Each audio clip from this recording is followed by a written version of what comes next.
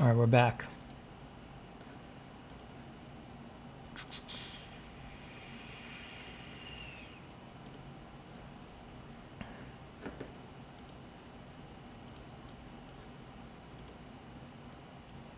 Hello? Oi. All right, I'm back. All right. Is stream back up? Yeah, it's going. It'll Gotcha. it clipped, you know, it'll be 2 streams now, Oh, but who cares? okay. Yeah, the other one went away. Yeah, if All you, I right. don't know, if you go back to my page or if you reload Yeah, YouTube, man. it'll probably pop up with backlap. Yeah, I probably Cool. just had way too much stuff open. And let me cut the size of my file. I'm working humongous while I'm streaming. I'm like 15,000 pixels across right now. Dear Lord. Let me put, it was working fine. It just crashed me. Let's get this Did done. it?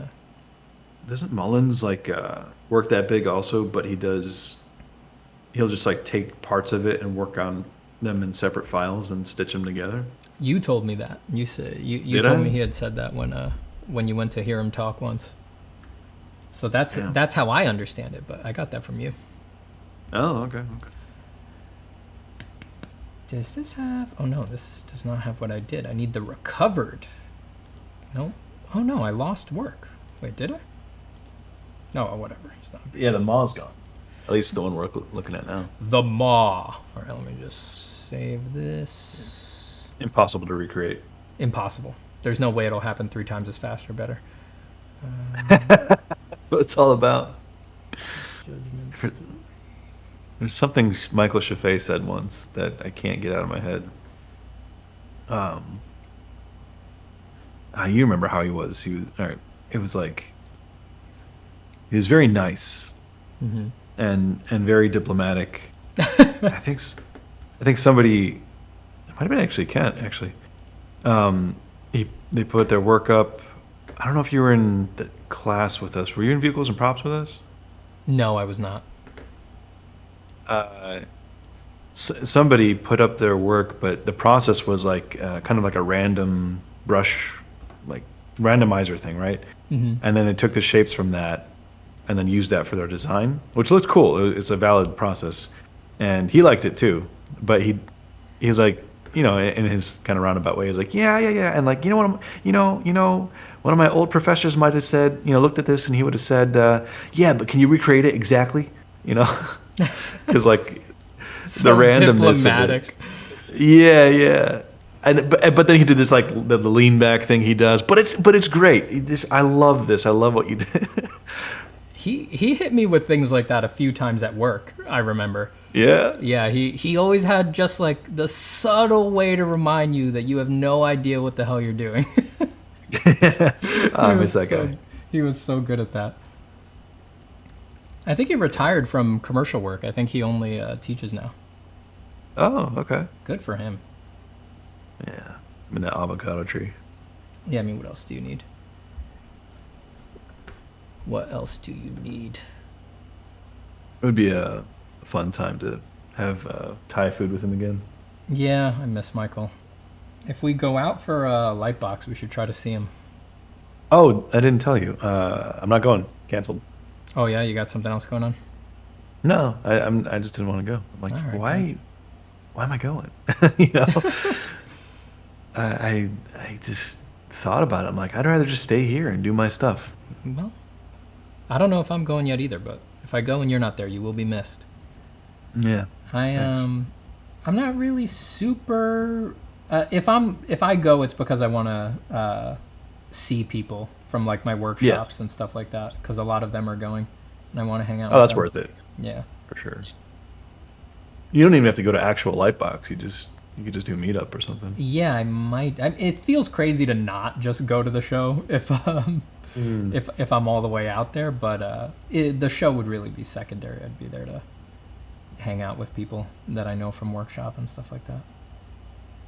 It's just like Yeah, it's one of those situations where once you're there, you probably meet interesting people and have some surprises and things mm. like that. Yeah. It was great the first time. I need I've been traveling too much. Yeah, that's the other thing. You've been there before. I haven't. Yeah. Another news. I last night. It's wonderful. I got a Roomba. Nice. Little AI intrusion into my home. Beautiful. It's great, man. It does the thing. My sister However, has one. She loves it. okay. Yeah. I didn't get the googly eyes for it yet, Oh, and I man. also haven't named it yet. So chat or Steven, if you have any name recs, I'm all ears. Let's see if chat comes up with anything good. Name my Roomba.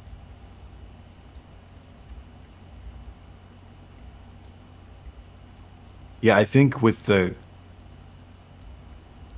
advent of bread, it'll filter out the people who actually want to make art. Yeah. You know, it's like if you want to make art, it doesn't matter if an oven can bake bread. You know, you're just like, oh, cool, but I'm doing my own thing. Yeah, I was ranting about this into a microphone yesterday for like a thing for Patreon. I think it will. I think right now you kind of need quite a bit of self-awareness to realize that there's a distinction between artists who are more interested in the process and artists who are more interested in the final product. And I think that at the very least, this will make it so that that's more obvious and that people will automatically filter themselves into one group or the other without needing to realize it after. Because right now, if no one tells you about that, or if you don't happen to come to that conclusion on your own, you can wind up going into an industry and you don't realize that you're like a process person and not a product person. You don't realize that until you're on the job and you're like, oh my God, why do I hate this? You know? So I think at the very least it will do that, but I also don't think it will do the very least. I think it will change everything personally. Oh yeah. I think in a positive way, look at it, it will empower visionaries who just want to make stories. For example, when I look at Love, Death, and Robots, and you got Alberto Mielgo's stuff, love it, but you need a whole team to do that, like maybe 100 people, animators, all that. But with the help of our croissant, our fresh you have baked a vision, bread. a fresh baked bread, yeah. You can have an idea, plan it out, and have it executed without needing a whole team. So I think it'll really empower visionaries in that way. Maybe not in the next 5 years, but 10 years from now, you could pull something off like that. I think so. But I mean, going back to this paper, drawing on paper is like something else. It really is miraculous. Yeah, Goomba. That's the name. Sorry, go ahead. Goomba? That's fun. Maybe. I'll put that on the list of potentials. But That's Saint Theodoric Elisius Hermann and then the Eighth might be good too. I interrupted. What you were saying? Let me think. What the heck was I going to say? I saw empowering visionaries. I saw Jake Parker make a post about it sometime last week that I found myself agreeing with. He said, whenever new technology comes around, it redistributes wealth and power, because the new technology allows people who didn't have access before to gain wealth and power. Yes. And the result of that is that the people who have like the wealth, the status, and the power, they always get mad at it because they can see it's going to redistribute it and make them less relevant. And he was like, just the funny thing is that this time it's us, it's the artists. We're the ones with the wealth and power who are about to have it redistributed. Whatever wealth and power artists have already, which is almost none, right?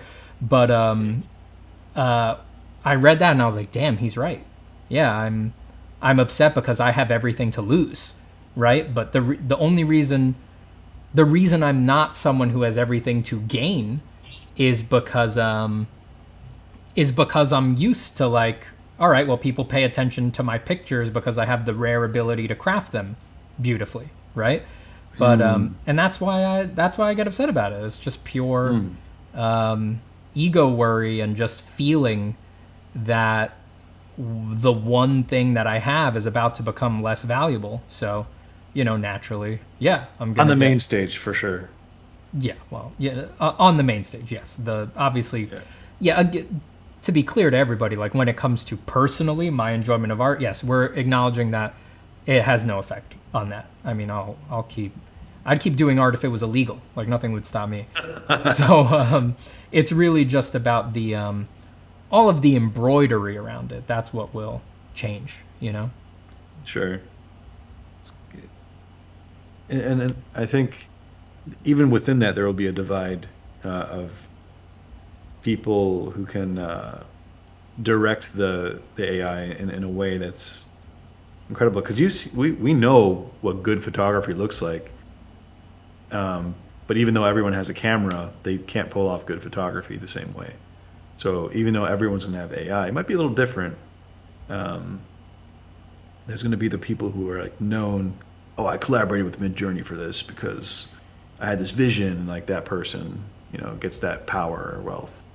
Yeah. In that moment. Well, I think if it goes as well as it could, right?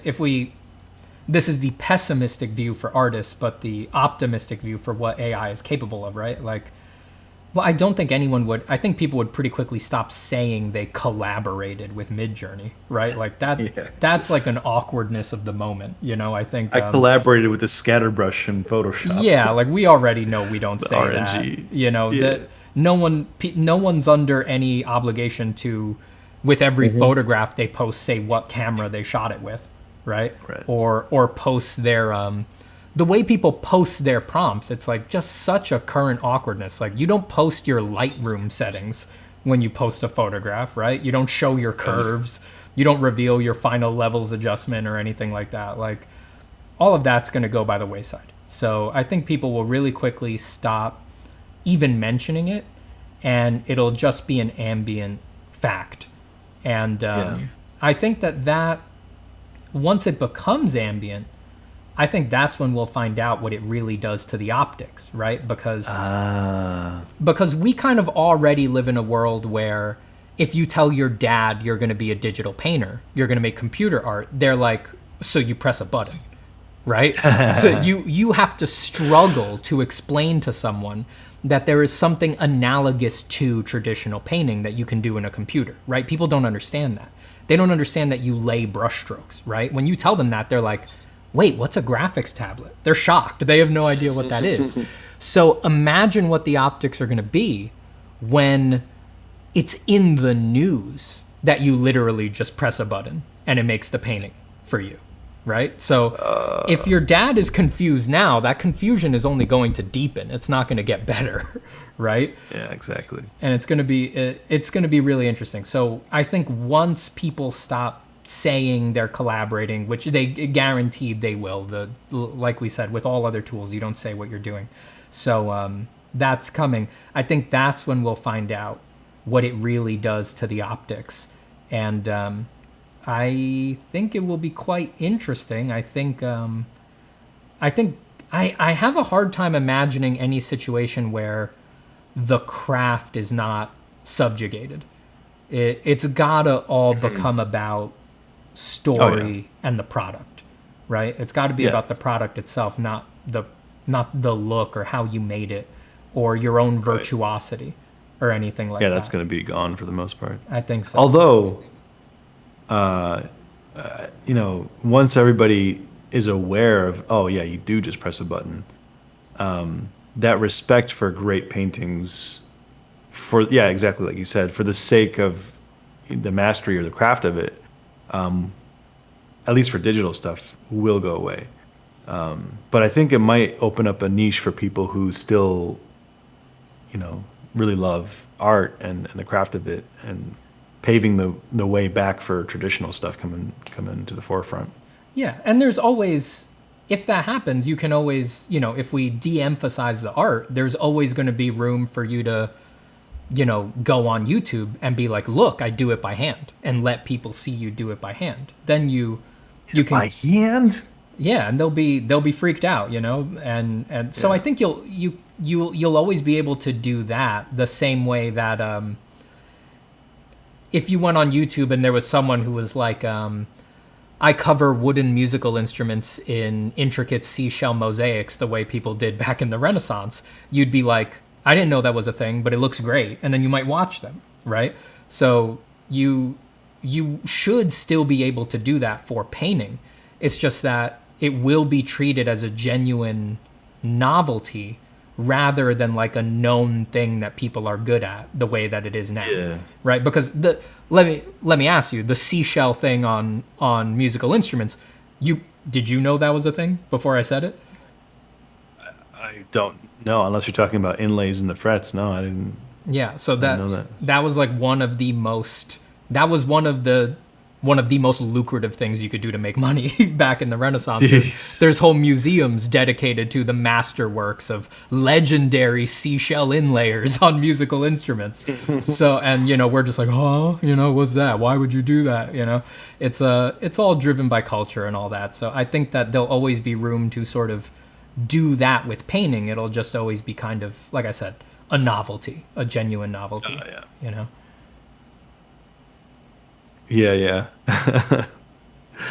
I can already imagine the comments, like if you're recording yourself drawing, like what?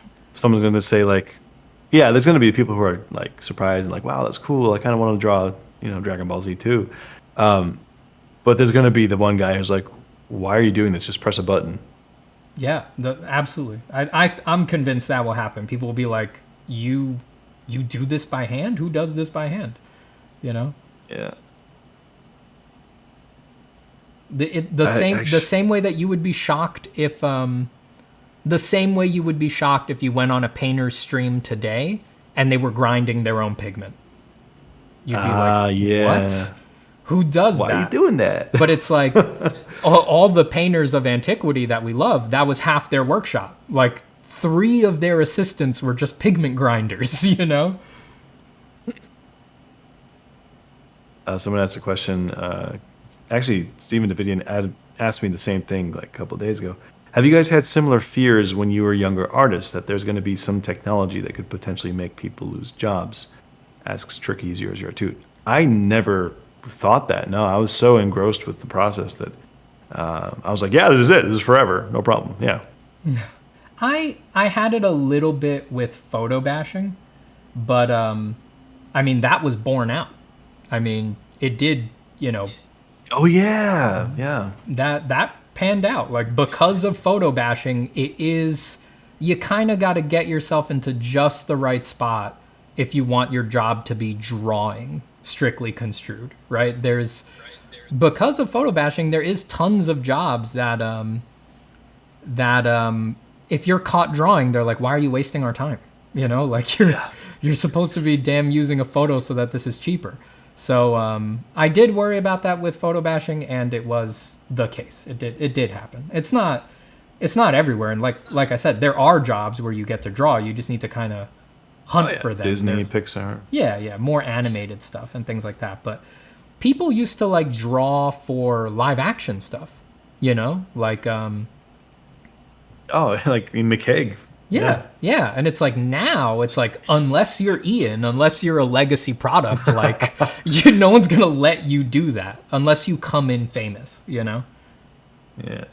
They're always going to, for a live action thing, someone's going to get pissed if you're not using photos, I think I told you this when I was in New York, but there is a possibility, because I read a lot of sci-fi, once the super AI takes over the world, because that's inevitable, assuming we don't kill ourselves. Mm-hmm.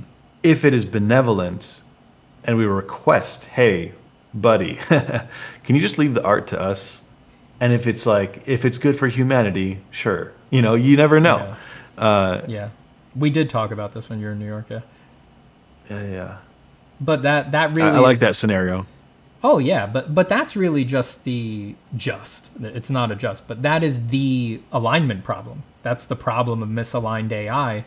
And that's just like a symptom of, because forget asking for art. If the AI is aligned, we could ask it for anything, basically, in an optimistic situation. We forget asking it to let us do the art. We'd be like, How about getting rid of cancer? Could you get rid of cancer? And it would get rid of cancer. So there's a lot of things that come along with that in that bucket. That's that's the way to go if we can at all get there. Right. You know, should be doable as long as you don't make it conscious. But how would you ever prove that it's conscious? You know, how would you ever know?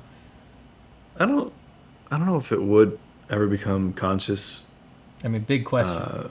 Big if. Unless you know, it figures out all the quantum theories about how our consciousness exists. I don't know. Well, it could. Here's the thing: it could be like us, right? It could theoretically just, oh, I'm here, right? Just suddenly there's something it's like to be it, and then if you ask it like, how are you conscious? It's like, you're asking me? Like, I haven't the faintest. Like, you can't explain how you're conscious. You know, you don't even remember being born. You're just here, right? So. The same thing could happen to it, right? And then there's no help. There's no it helping us understand consciousness or something like that. But it just suddenly is on one day. That would be very weird. Oh, yeah, good point.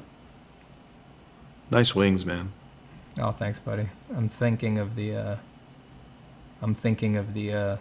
wings of the Nike of Samothrace. Yeah, okay, dude. Okay. How many times have I heard that? Whenever dropping an art history reference. Good times, man. Good times. You and me, friends for years. Yeah. Yo, my brother was just at the Met. Oh, really? He was he was there with his friends, and he actually wanted to see the art, but like the group they were just like not into it. So he had to like it's a pretty overwhelming place. Oh, it's huge. Yeah. All right, I just want to I don't know. I guess that's hair. I guess I'll do that as hair. I was like split on if I wanted That's what I thought it was. Yeah. I just kind of was splitting the difference, and it was kind of turning into like it looked almost like a set of wings coming out of his head. But I think hair. Let's just do hair. I'll have to think about how I want to do that. But yeah, AI, computers, everyone go back to traditional. Because you're going to go back to traditional, you need my incredible course, Form from Imagination, which teaches you how to draw in pencil. That's going to be the only art that's relevant once the computers take over. And you want to be relevant, don't you? You want to be relevant? Relevant? Well, it could be both. Revenant? Yeah, you want to be relevant and revenant. You want to be a returner. Oh man.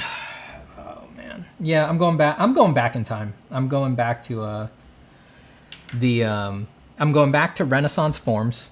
I'm going back to old school stuff. I'm doing everything black and white. I'm doing all indirect. I'm going to eschew all of the current feelings about art. That's what I've decided. Nice. It's all form, bad transparent color, done indirect over things, detail oriented, no good thumbnail, just like Hieronymus Bosch, just brute force the beauty out of it. Religious themes and no perspective, highly formalized composition. I'm going back in time. I'm running the other direction from these damn robots, great. Man. I am running the other direction. I'm gonna. The robots will be cranking out League of Legends splash art. No offense to everyone who does League of Legends splash art, but it's the thing it's going to be best at first. And I'm going the other way, making totally idiosyncratic things from the past. I'll make myself irrelevant. If I'm gonna be irrelevant, I'm gonna make myself irrelevant. I'm not gonna let the robot do it to me. I'm going the other way. You can't kill me. I kill me. Yeah, exactly. Going full Animu on it. If anyone is interested on good sci-fi about AI taking over, Level 5 and Level 6, the sequel, are really, really pretty good audiobooks and regular books. I'm writing that down. Level 5, you said? Who's the author? Let me pull it up.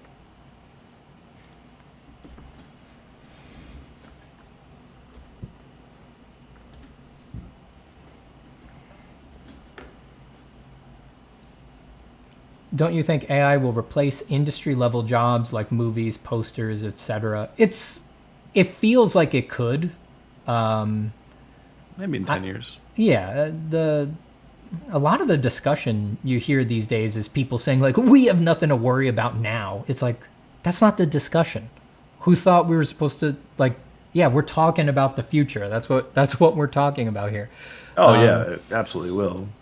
I think it will get there. And but again, what this really is a black swan. Nobody knows for sure. Like some weird, I was reading on Muddy Colors, Lauren Pipiteno's explanation about the current copyright problems with AI art.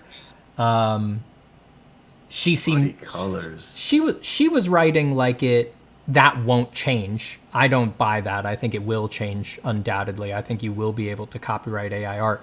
But I'm just saying, because this is all chaos, it's possible you can't copyright it forever, right? That's just a possibility. I'm not saying it's likely, but it's a possibility. And if you can't copyright it forever, then theoretically jobs like movie posters would be safe. For them to make money off of it, they would always need to have a human do it so that it could be copyrighted and it couldn't be stolen. But interesting. Yeah. But then again, I'm already thinking of a counter argument.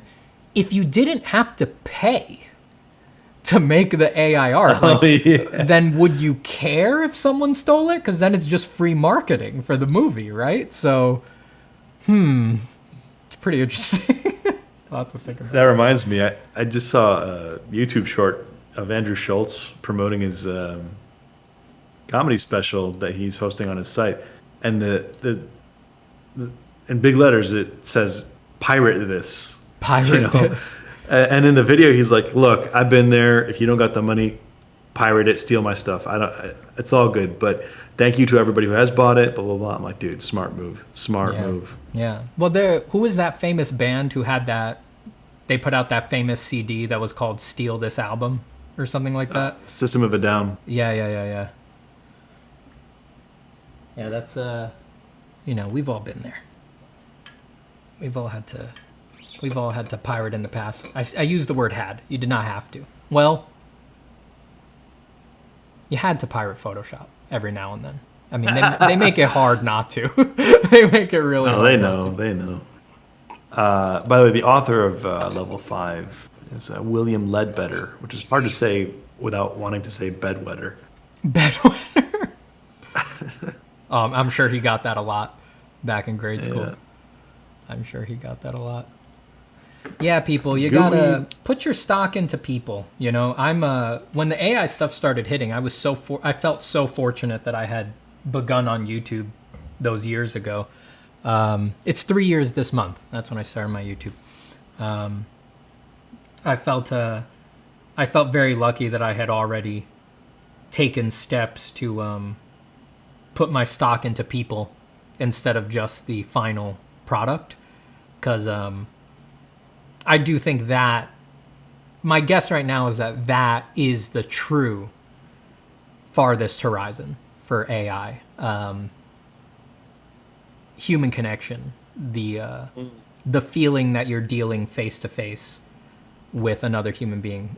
It's possible, we've all seen sci-fi that has androids and things like that, but it does seem to be the furthest horizon. Like, I know theoretically AI is capable of deep faking my entire YouTube, for example, right? There is a potential big enough sample set that the AI can talk like me, make new art like me, create the process videos like me, because it's just images and audio linked in sequence, right? And it seems to be capable of that. So I know there's a possibility of an AI being able to deep fake my whole YouTube content, but it does seem like that's the furthest away. It does seem like that. If it can do that, I think we've got much bigger problems on our hands. I think I'd probably be sequestered in a garret somewhere trying to survive a nuclear winter at that point. Oh man, you wouldn't know what to trust on the internet or the news. Like, all of it could be just deep faked in AI. Yeah, that's what I worry about, the post-trust era, because it already feels like we're kind of there. Like we've dipped our toe into a Fake news and all post-trust that. era. Yeah, so it's like imagine when the deep fake stuff is just totally universal and swamping everything. Man. You know what's weird to think? And You know who called that Metal Gear Solid 2? Did you ever play that? oh, I watched my brother play it. It was fascinating. Dude, the ending of Metal Gear Solid 2 nailed it. They like wrote in words in dialogue that our current era. They're like, this gigantic internet control system will swamp the world with so much fake news that no one will be able to know what's real or not. And we will use that to determine what is true and what isn't. And that's how we'll control people. It's like, Jesus, that nailed the current conspiratorial tone of the world. How weird is that? They got it. Yeah, we're going back to villages, man, where we could see people face to face. Yeah, I mean, that would be where the incentives would flow if we reached a true, like, nothing on the internet could you know it's real. Any piece of art that you see could be an AI lying, saying, I painted this in oils, it's 30 inches by 26 inches. It's like, is it? Is there even a person behind that account? That's all possible. 166 IQ says, as far as you're concerned, I'm not real. And that could be very true. It could be AI, but also, have you thought that a lot of people on the internet could also just be aliens from outer space? Like, just like, donating on your stream, like, hey, I love your stream, man. That'd be awesome. I wish that were true. That'd be so cool. I'd love to be getting alien donations. I just hope, I hope against hope that when we meet aliens, that they are not just caught up with the same crap we are. How sad would that be? Like power. If they were if they were just like, man, we love this color, and if they were like, oh, you guys have favorite streamers too? We love streamers. Oh my God.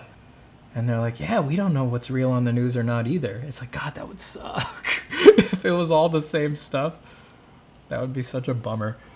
I really hope it's not that. The aliens gave us mycelium. That's what they're gonna come back to check in on us. Yeah, they sent the mushrooms. And we're like, we left it right here on the ground for you. Oh, look, the monkeys are talking now. Yeah, I remember that. I remember talking. Oh, because they're telepathic. Yeah. That was fun. That layers. Oh man. Yeah, art's in a interesting time for art, for sure. I think I'm gonna start. I want to like relink more of my personal narrative to art. I'm feeling this this desire to go back and mine more of my personal experience, my childhood, and all of that, and just create new links, find themes in my life that I don't remember being there, haven't caught or acknowledged yet.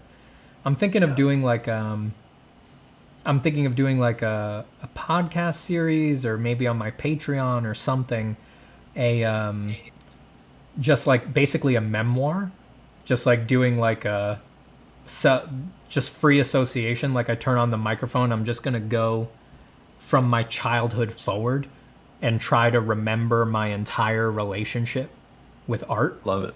I'm thinking of trying to do that and seeing and just going on tangents and divergences, and I just want to see. Oh, pave the way, man. Yeah, I think I want to see what happens with that if I make a conscious effort to start at the first art memory, follow all the little tributaries, see how it affected my life, and see what I learn about myself and what I've been interested in and what themes I've been playing with without even knowing it, and maybe just unlock a new understanding about why I like the things I like, why I return to the things that I return to, and then hopefully that will feed something interesting into the current era of art, or for me. That's a worthy pursuit. My current era of art. Yeah, I think I'm going to try that. I had that idea a few days ago, and it's been stuck in my mind. Yeah, man, you're gonna do that, and when you come out the other side, you're gonna be like, yeah, I want to do League of Legends splash art. It all makes sense now. It turns out it was all just Mega Man X bosses. It's just, dude. It all goes back to Mega Man X bosses. I'm just gonna do that. Man, times were so simple. It was just chilled penguin and that freaking lemon shooter. Yeah, simple times. I remember calling my dad on the phone the first time I beat Armored Armadillo. I was like, someone needs to know about this. Yeah, dude, those were the good ones. My Someone. the first boss, because I was the younger brother, so I never really got to play. I was watching my brother play. Hmm. First boss we beat was Flame Mammoth, and he was so happy. Man, he's a good first boss. Very doable with the lemons. I remember it was so long before I learned that you could cut his trunk off with the boomerang, and I was like, Oh, when I learned that, I was amazed because I played Mega Man X through so many times. It's like that's kind of lost these days, because you yeah. can't help but hear all of the interesting little tricks just as they percolate through the internet with any game now. Yeah, I knew his weakness was the tornado, but I didn't know he could. I don't remember that. Yeah, if you hit him with the boomerang, you'll actually cut off his trunk, and then Boomer Coanger. he can't do his flame spit attack or whatever it is. Yeah, he just freaking yeah, debilitate these guys. Those were Oh, simpler dude. times. Yeah. Yeah, I'd love to make a Mega Man X game. Omerto in the chat says, I've done that. It's in my journal. It's not a diary, okay? Yeah, that is what I'm talking about. It'd be a drawing diary. That's what it would be.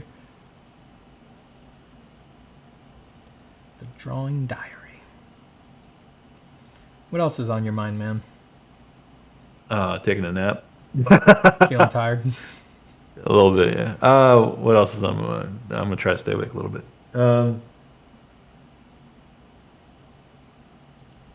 Hmm. Life's weird, man. It It's is. great. We're very lucky. We're very lucky. We are very lucky. But man, That's life is good. weird. Yeah. Life is weird. I was getting the I was out for the dog. I was out with the dog on a walk last night, and was trying to be mindful. Well, I could talk to you about this. I try not to go. I don't bring this stuff up too often to the chat, just 'cause it makes me sound like a total weirdo. But I was Yeah. out. I was out with the dog, and it was before bed, and I really like using the dog walk as an opportunity to calm down, just reset before going to sleep. It's a really good way to like take the edge off the day. And so I was trying to be as mindful as possible, just looking at the world around me. And I had meditated not long before, a few hours before, for like an hour, something like that. And that leaves a real, that leaves a real flavor on experience if it builds up some amount of like mindfulness momentum.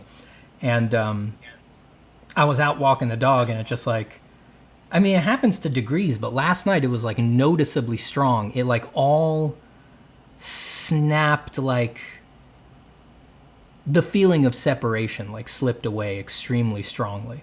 It was like Oh, it all snapped very feel it, close. I right? don't know how else to describe it. I was looking up at this ugly ass tree on my block, lit by the disgusting like mercury sulfur yellow light of the street light, and I was just, I mean, I was stone cold sober, but, and you can think it conceptually, but it was just notable last night. It felt extremely strong. I was really like experiencing it. I was like, God damn, that's just me.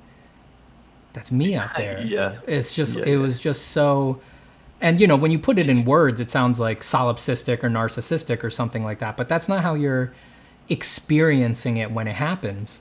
You just feel a great fraternity with that world out there, and there's just a feeling of distance that disappears, and everything sort of Yeah. just, because, yeah, I don't know, it's like the feeling of separation, that illusion is so convincing, right? Because we're so hardwired Oh, yeah. for depth perception and the perception of distance, and establishing like, oh, that building is like 1,000 feet away or something like that. And then every now and then you just you're in it knowing like this is all just a drawing. It's all just a very convincing reality, but it's just a flat perception that I'm grokking in my brain, and I'm really just I'm just moving through myself in a sense.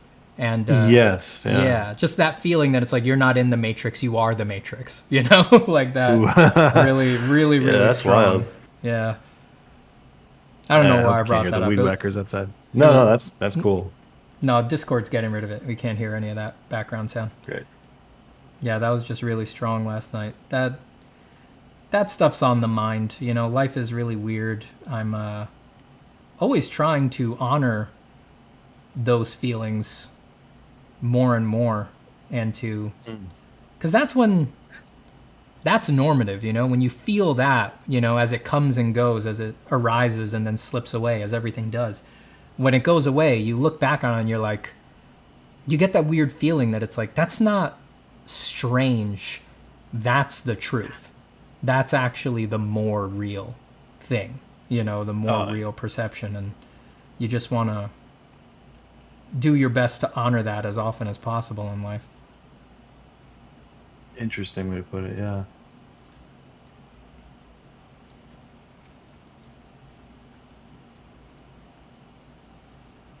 Wow, yeah, that's cool. It's hard to talk about, you know. It's like a Yeah, I know what you mean though. Not entirely as a result of meditation, but other things. yeah, it's the same thing. I'm pretty sure, at least from my experience. Also, the use of the word grok, like I've only heard that used ever in like old school science fiction by like Dean Koontz. Well, you know, maybe that's where I'm getting it too. Like no one knows what that means here. You know, the sci-fi has No, really but yeah, dug in there deep. that's good. That's good. You're your own matrix. Yeah, we're just in a weird Rick and Morty episode. That's right. It all comes back to Rick and Morty. Wait till the Yeah, AI. I think. Keep going.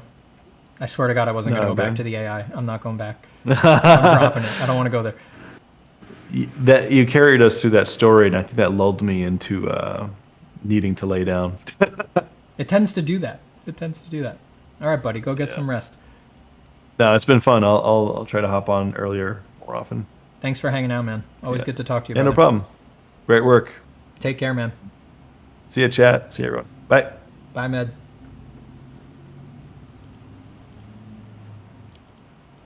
Let me adjust my volume real quick now that Med's gone.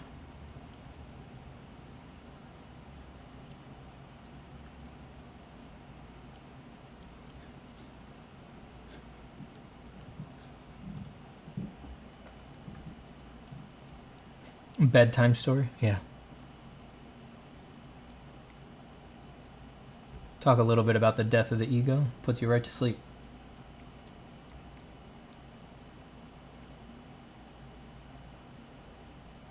There's something about hearing about the death of the ego that makes the ego trigger the sleep function so that you won't kill it. It's like when you get really tired during meditation. That's probably just the brain being like, oh, he's trying to turn me off. Put him to bed, put him to bed.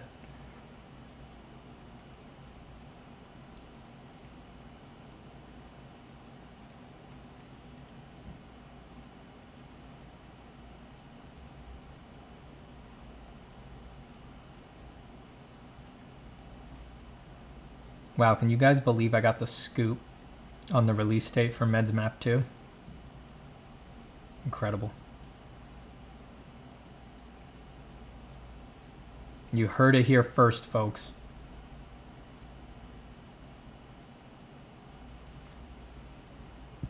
And you know it's going to be good if they're going to do it in Christmas and they're going to start now. It's going to be crazy.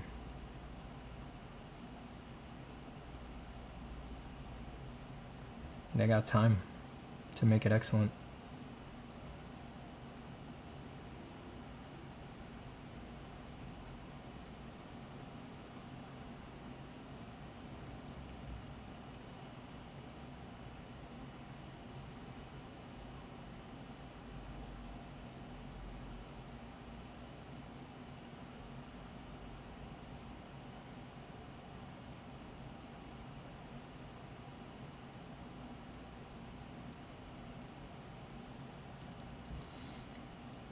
You guys ever try drawing? I hear relaxes a lot of people. I've heard that. I've tried it myself. You know, I've found it relaxing. Also, occasionally interminably insufferable. I'm really sorry that the stream cut earlier, guys. I hope you're not too offended. I try not to get bent out of shape when that happens anymore. Tech problems are just a part of life. As a businessman, it always frustrates me because it loses stream momentum, you know, resets the likes, resets the views. But then I just got to remember, that's not why I got in the game, baby. I didn't get in the baby for likes and numbers. We're just here to share. A map to the future. How long do you meditate for? Longest I've gone is 20 minutes. Kids and dogs tend to stop my focus. Yeah, well, a lot of it is based on the hard points in your life for sure. It depends. It depends on the life situation, yeah. Usually somewhere between 20 minutes and an hour when I meditate. An hour is really nice. I mean, that seems to, you know, not that you're going for particular effects when you meditate at all, but that has for me, I feel markedly different after an hour. The longest I've gone is like a day, like a whole day. I've never done like a silent retreat or something like that, where you go for multiple days.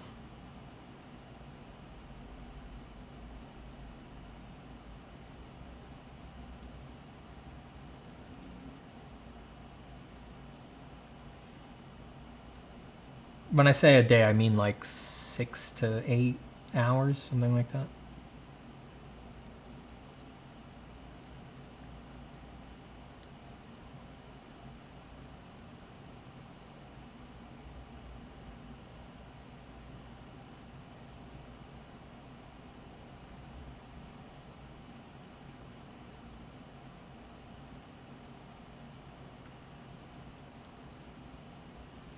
I wasn't notified of live stream. Strange, but I found it. Well, I'm glad that you found it. Hit the bell? That's what people say? I don't ask people to hit bells or to subscribe. I know once you've seen the content for a bit, you're going to subscribe. You're going to subscribe. Now, I know you'll subscribe. You'll help your boy.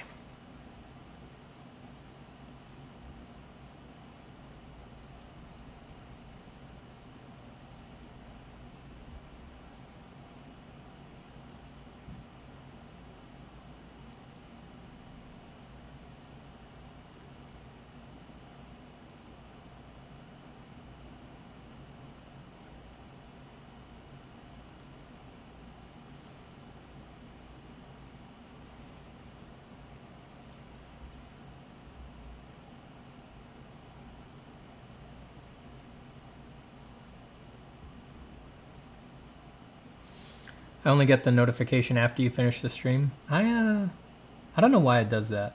But yeah, that's how I get my notifications for other people's streams as well. YouTube seems to think like, it seems to have like a cap in mind or something like that. And it's like, well, we'll just try to get this number of people in there, and then after that, we'll let it grow on its own. Who knows how that works?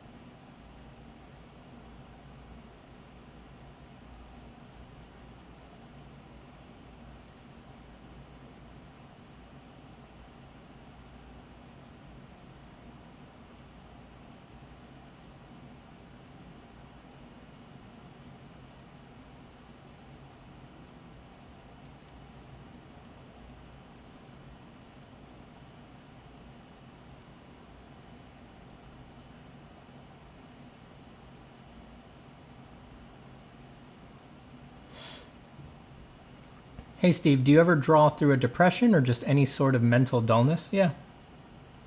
I draw while I'm upset all the time. I just don't, you know, it doesn't matter. Like, it doesn't, at this point in my life, my sort of, let's say my needs around drawing are really, they don't really intersect with my mood. It's just like, I'm under no illusions that I can't draw because I'm depressed or something like that.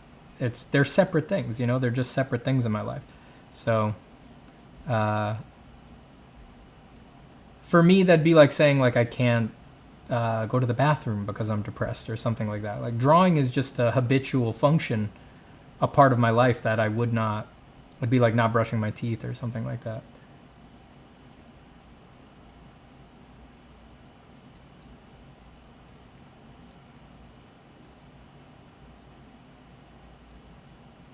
Tears don't cloud your vision too much? I don't think so.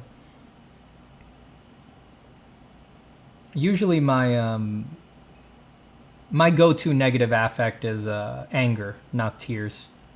I don't really well up. I'm more of an angry guy. Anger is definitely when I'm taken over by an emotive compulsion. It's anger, not really like crying sadness. That's the one I gotta watch out for.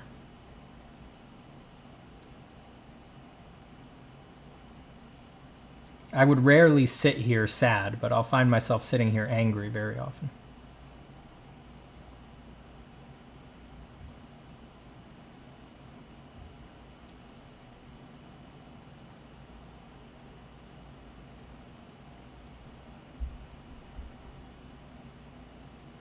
Oh wow, 2 mods in here. Incredible. The power of Friday.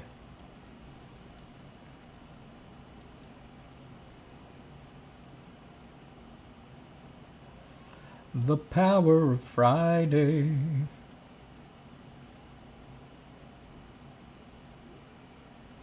Trying to keep track of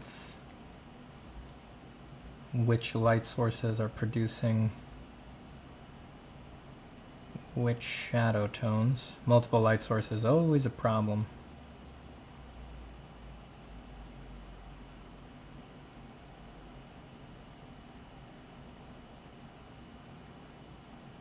Bye, Magda.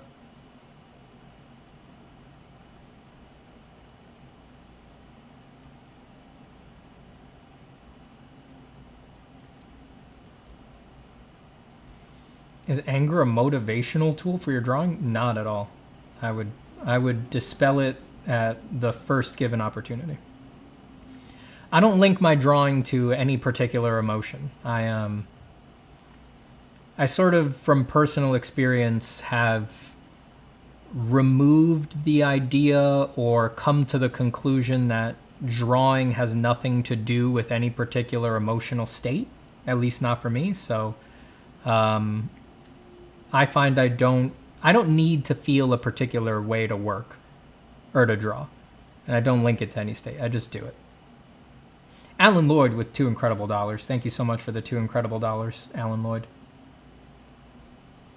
Let me honor you. Alan Lloyd, Alan Lloyd, blessed provider of $2 cool. Alan Lloyd, Alan Lloyd, blessed provider of $2 cool. $2 cool. $2 cool from Alan Lloyd. From Alan Lloyd. Thank you, Alan. Everybody loves you, Alan. Everybody in the stream at Alan's barbecue. Treating him nice. Interesting questions for Alan. How is work, Alan? Alan, we heard about that thing you did. Friends with Alan, bringing their dogs and their wives. Friends with Alan, because he donated, because he donated, because he donated. the $2 cool, the $2 cool from Alan Lord, from Alan Lord. I hope you feel honored, Alan.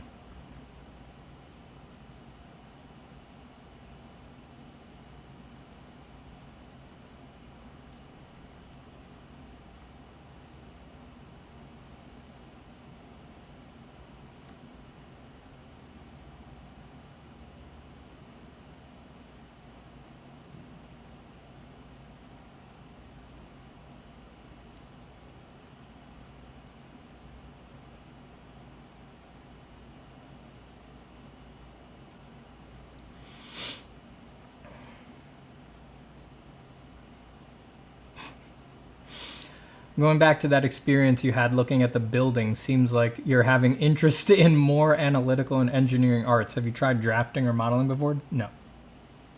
My wife's the architect, not me. I have some architectural knowledge and I can draw architecture from my work experience, but I wouldn't say it's like one of my main interests. I like to think of it as I enjoy it in like a vacation capacity, you know? When I draw it, I'm as serious as anybody else, but you know how like when you're on vacation, you like go on an architecture tour and be so fascinated when you learn about why a building was built a particular way or something like that. But then when you go back home, you would like never do that in your town. That's what it's like for me.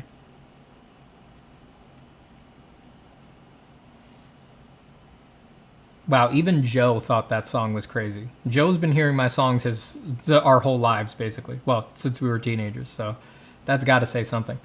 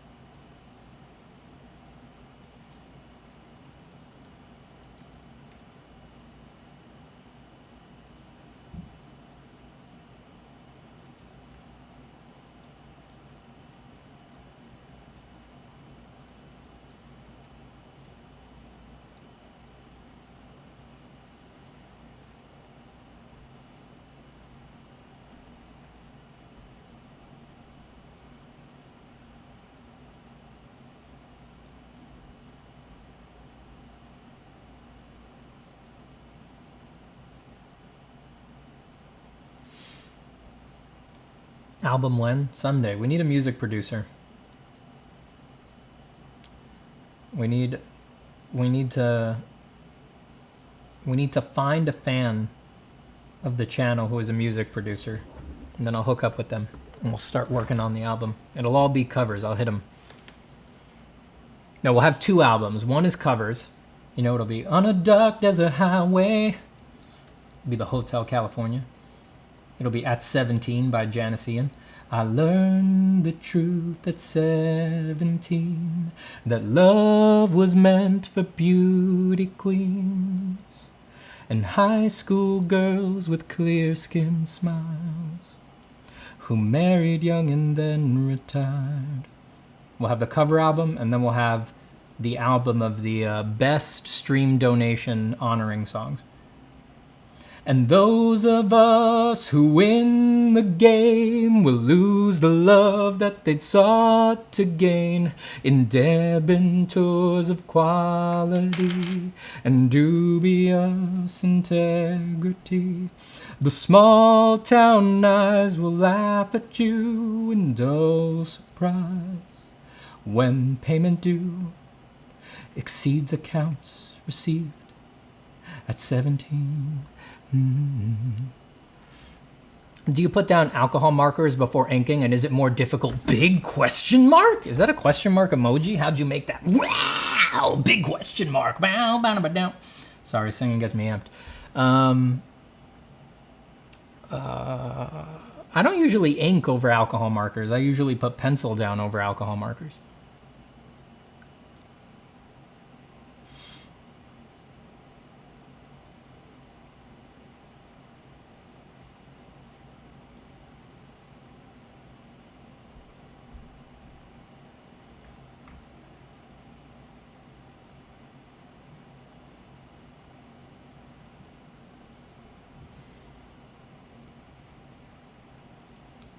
Business of Misery cover.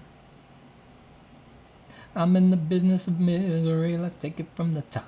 No, I can't do, what's her name? Haley's? I can't do her register at all. Whoa, I never meant to brag, but I got him where I want him now. Oh, it was never my intention to brag, to steal it all away from you now. But God, does it feel so good, 'cause I got him where I want him now.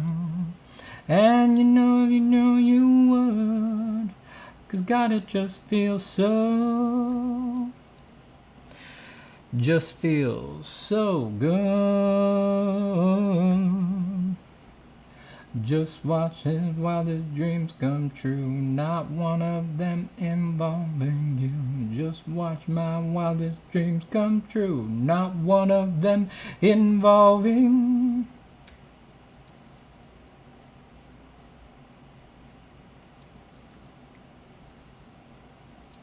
Now when you say you wanna slow down, does it mean you wanna slow down?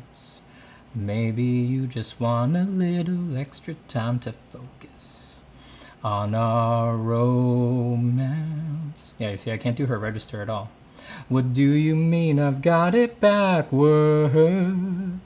You know we're gonna be forever.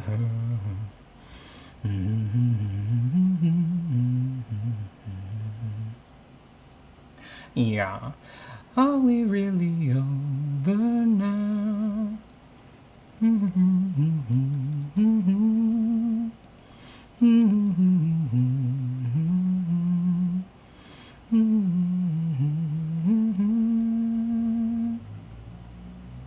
Now I walk under a pink sky, meow, wow, wow.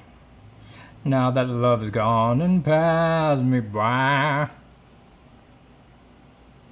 Have you listened to Haley's solo stuff? I don't think I have. Maybe. I don't think so.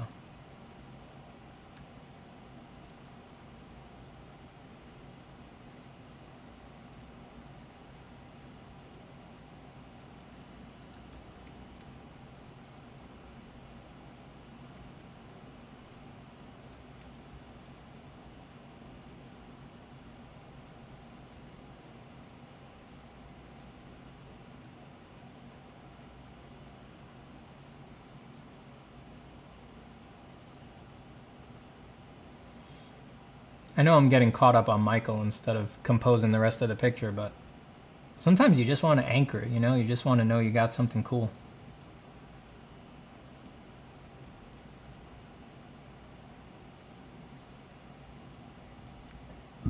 I really shouldn't be rendering this much when it's so low res though, or else I'd just have to redo it.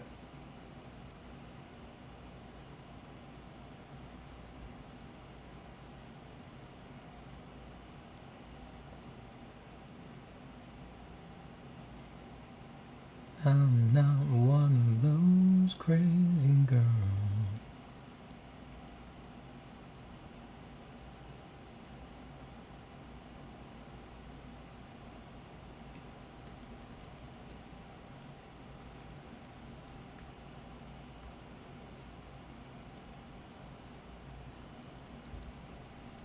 Steven Zapata's ASMR stream? Is the singing ASMR? I would think it was very loud.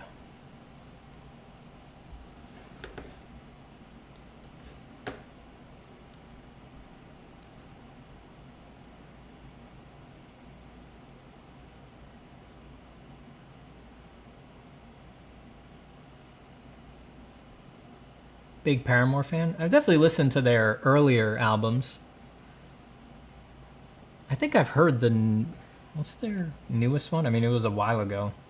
Rose-Colored Boy, or is that the name of one of the songs on it?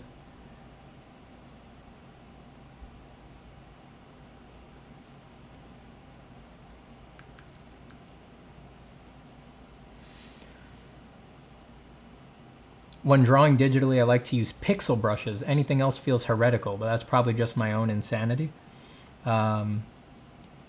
You mean like noticeably pixelated brushes? Is that what you mean?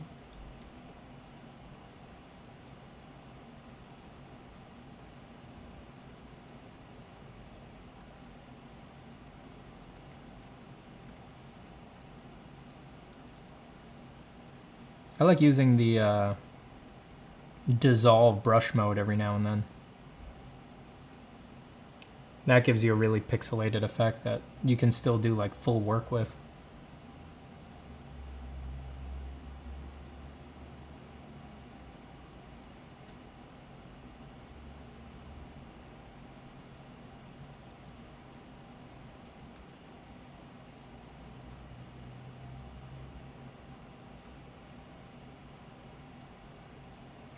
Wake me up inside. Now that one, I'm not gonna sing that. Gotta go way too loud for that.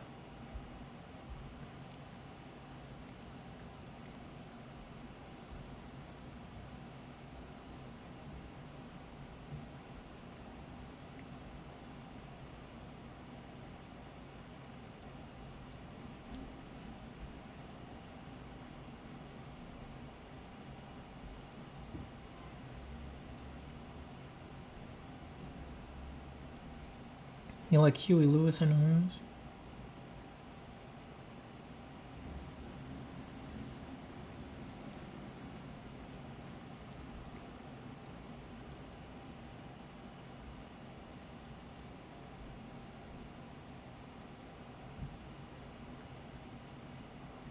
Hey, Valbean. What's up? Ah, you know, same old, same old. Just doing my thing, being one of the undoubtedly greatest artists alive. Being one of the greatest of my generation. Just basking in my own incredible glory. The usual.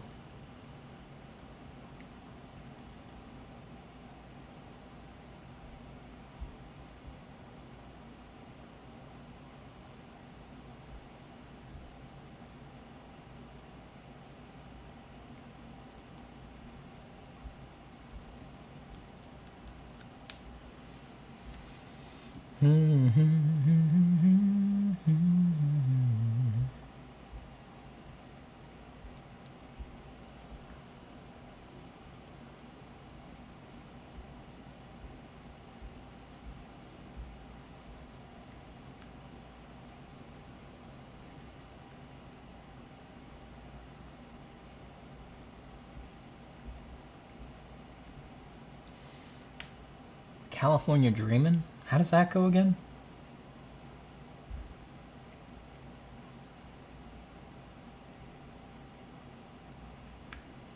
Is that the one that goes, stepped into a church along the way? Is it that one? I don't know the words to that one. Sorry, bud.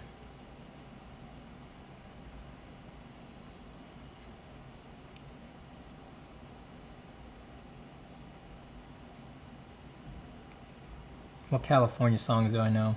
Hotel California. I know a couple killer songs about California.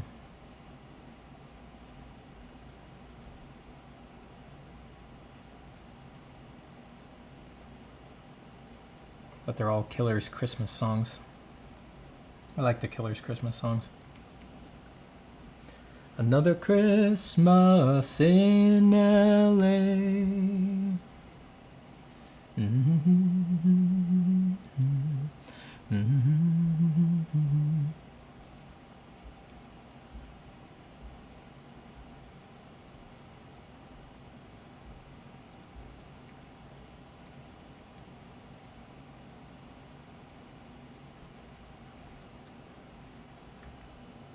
Yep, got my hairs cut.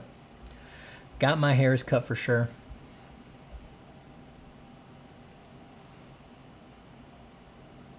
Oof.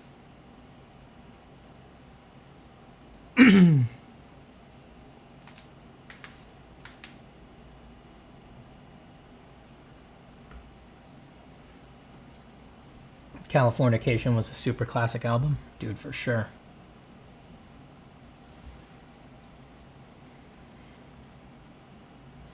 It's just another good vibration.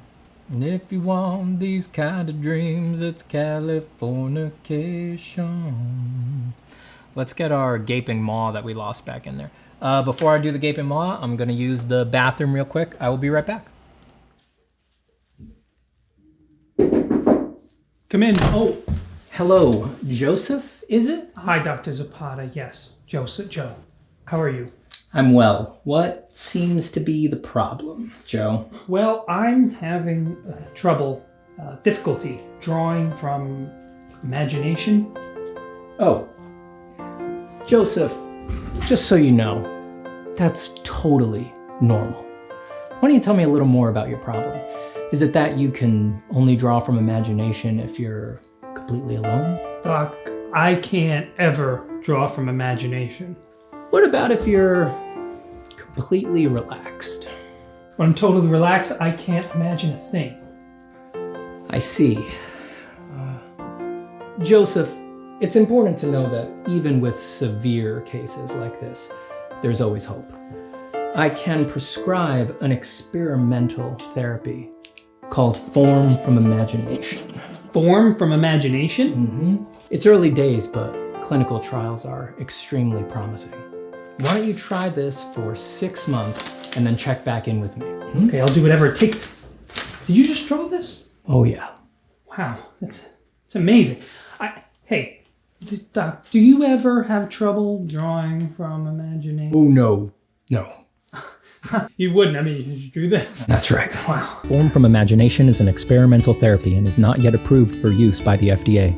Do not use Form from Imagination if you are already taking any prescriptions for drawing from reference, working side size, or tracing photos you didn't even take. Stop taking Form from Imagination if you experience any of these side effects: loss of interest in your personal projects, megalomaniacal self-confidence, hallucinations, unless they're the kind you're hoping for, drawing better than Steven Zapata, or feelings that purchasing the course was enough and you don't really need to do the exercises. Call your doctor if you have stiff gestures, flat forms, or boring ideas to address a possible life-threatening condition. Full sketchbooks have been reported with Form from Imagination and medicines like it. Other risks include long-term art careers, too many clients, and being worth more than you're charging for. Call your doctor today and ask about Form from Imagination. I'm back in the New York groove. That's 'cause I'm back in the New York groove. Form from Imagination? Did you just draw that?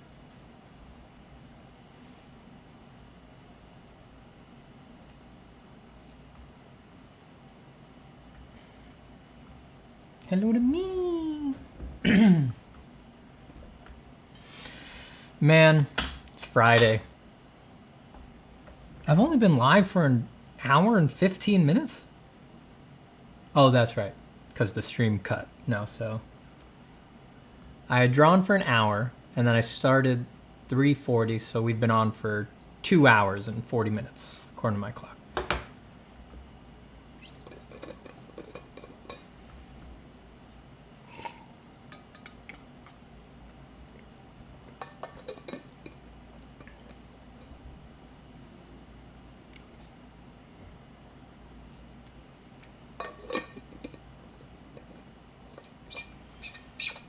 Is this the real life? Is this just fantasy? Caught in a landslide, no escape from reality. Open your eyes, look up to the skies and see. I'm just a poor boy, I need no sympathy, because I'm easy come, easy go, little high, little low. Any way the wind blows doesn't really matter to me. Damn it, you guys got me. You got me with that one. Gaping Maw.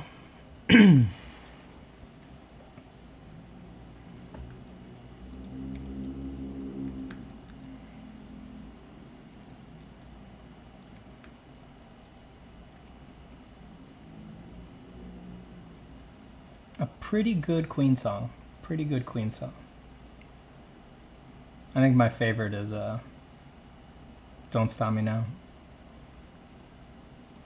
That was my wife's pump-up song for years. She would play that when she needed to get amped. Don't stop me now. Oh, you know I'll have a good time.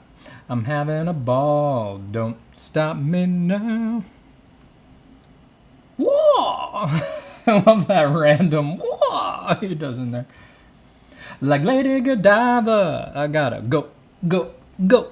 There's no stopping me. Burning through the skies, yeah. 200 degrees, that's why they call me Mr. Fahrenheit. Running at the speed of light, you know I'll make a supersonic man out of you. I'm in love with my cat. Car, cat, same difference. No, that's too much like real teeth. We gotta do it like a cave. Let's try like a cave. We're gonna stay on the plan.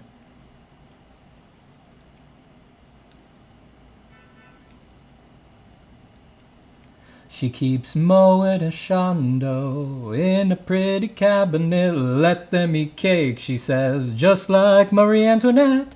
A built-in a remedy for Khrushchevs and Kennedys. An invitation anyway that you can't decline.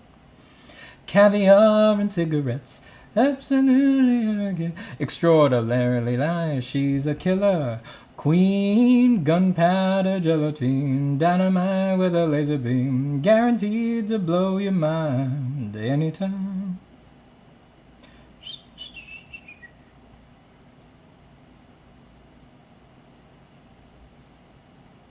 Jim Carrey from The Mask, somebody stop me.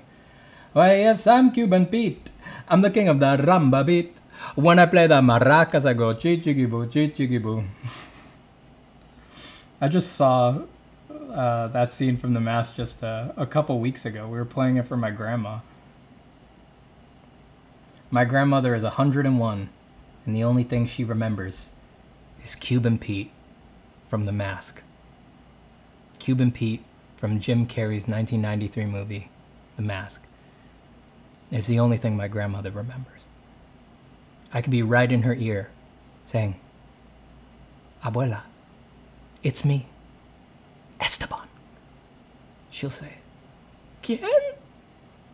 But you put on Cuban Pete from Jim Carrey's 1993 The Mask, like it was yesterday. Like it hit theaters yesterday. Like she's still standing in the blazing sun of Paloma. I don't know when it's from. Is it from 1993, 1994?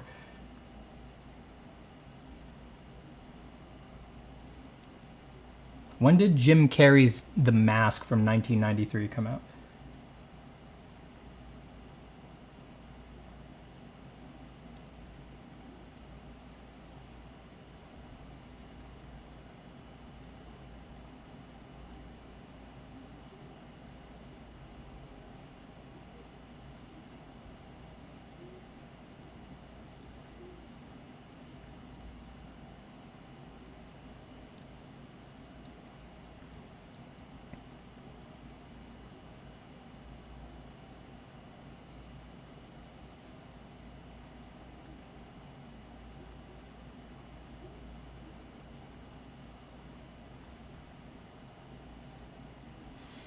That's genuinely beautiful, Stephen. What, the story about my grandma? That's nice that it's beautiful. I thought I was making it read kind of sad, but yeah, I thought it was cute too. I actually thought it was kind of cute. I presented the story almost a little sad, but I do genuinely think it's cute that she remembers The Mask by Jim Carrey.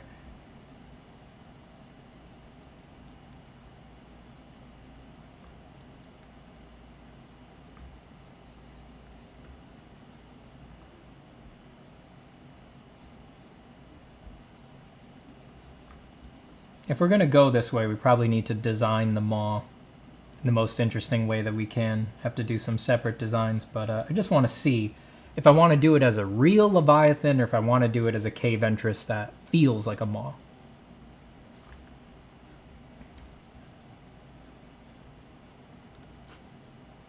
Our house in the middle of our street. Our house.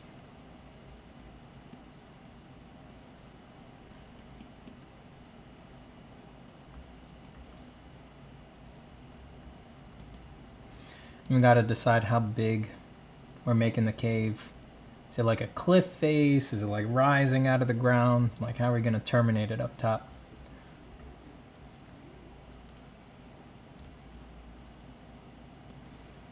It's Friday. Everyone's just singing. Even in the chat, everybody's just singing. We're so done with art. It's Friday. Oh, even nude-hd.xyz is here to sing. Moi. Big kiss, moi.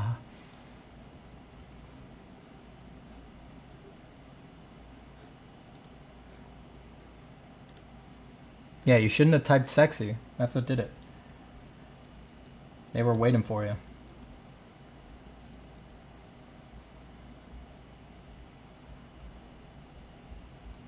Look, it's Friday. You got your chat with Ahmed. You got the big announcement about Meds Map 2. It's all just singing now. I'm still poking at the painting.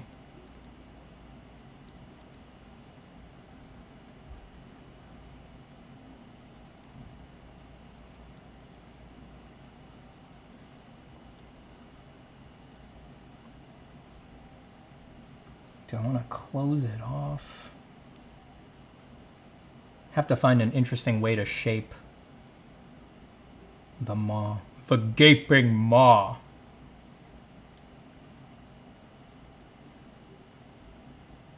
I see a red door and I want it painted black. No colors anymore, I want them to turn black.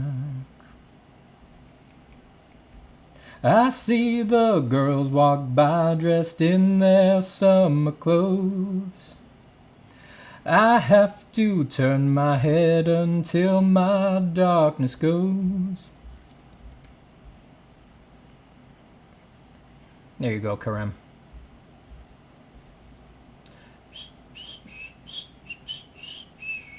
Casey, it's a sequel. Meds Map 2. The Medening. Meds Map 2, Days of Darkness. Meds Map 2, Electric Boogaloo. Meds Map 2, The Death of Ahmed. Meds Map 2, The Ascension of Stephen. Meds Map 2, Rise and Fall. Meds Map 2, Proper Glory. Meds Map 2, The Betrayal. Meds Map 2, In the Den of Traitors. Meds Map 2, Friendship's End. Meds Map 2, The Death of Love.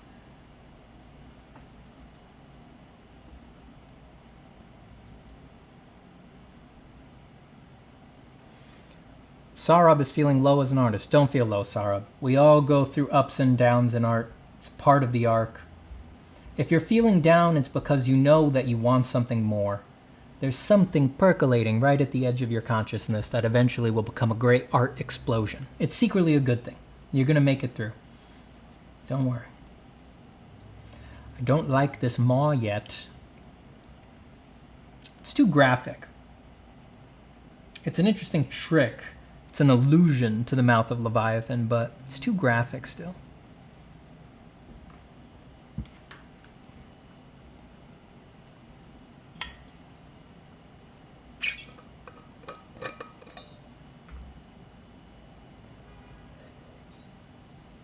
Plebby says, I have no idea who you are or why this is recommended to me, but very cool artwork. Oh, well, thank you. I'm glad you're here. I love angel stuff. Plenty of angel stuff in my oeuvre. My stunning oeuvre. Oeuvre. Go check it out. Happy to have you here, Plebby.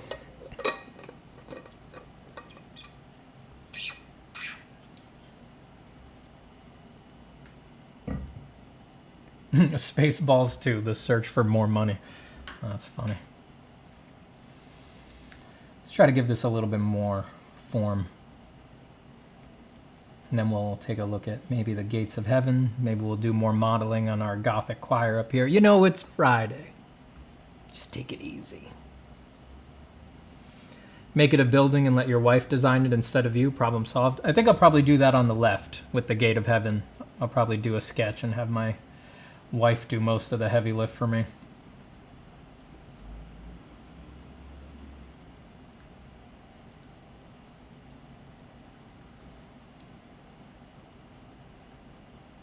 No colors anymore, I want them to turn black.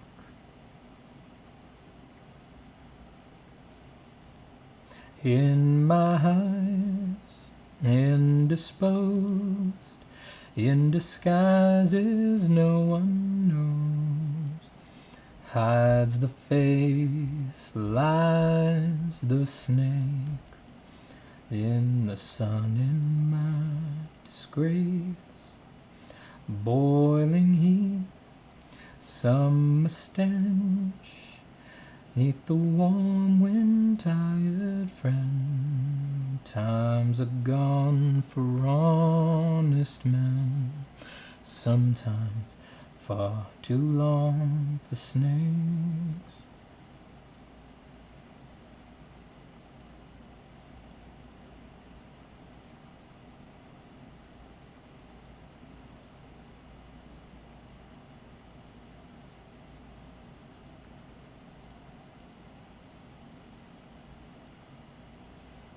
Go get food is not 42.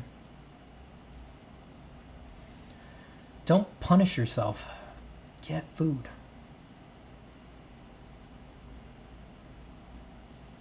You have a private Doomer playlist with those two songs in that exact order. Well, they're thematically relevant. It makes sense.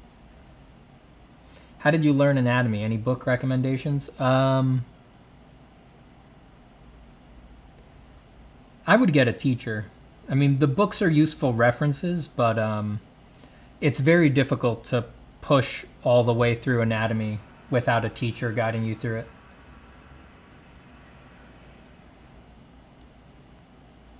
If you really want to, like, just get a complete overview, just have it down, I would go to a teacher and just do a curriculum. Because otherwise you get burnt out, and then you tend to do... you'll focus just like on one part of the body, and then you'll skimp on everything else.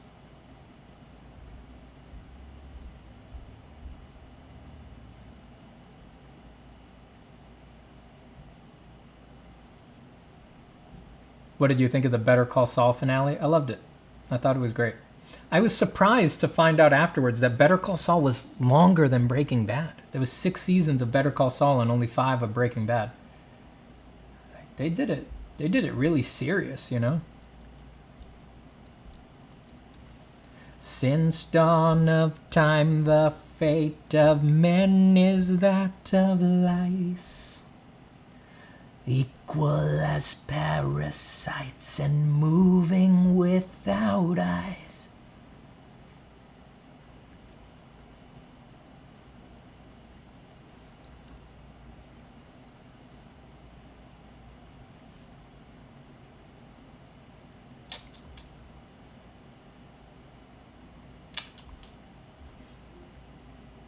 Are you on the square? Are you on the level? Are you ready to swear right here, right now, before the devil? I like saying, are you ready? Like a baby voice when you're singing a song about the devil. Are you ready? Are you ready to swear right now? Are you ready to swear right here, right now, before the devil? That's if Elmer Fudd ran a satanic cult that based all of their initiations on ghost songs.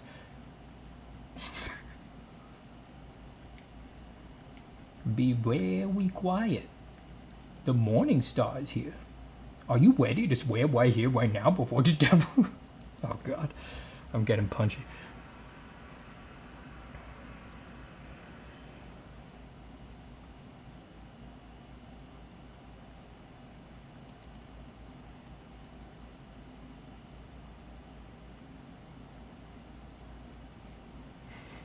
Very ready.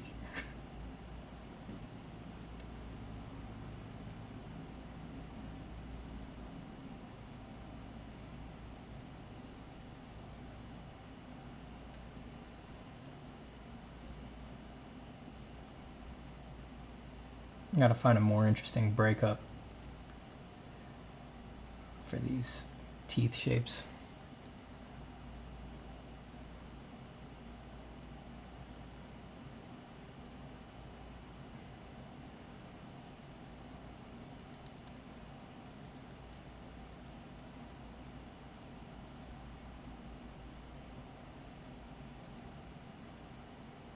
Well, waiting.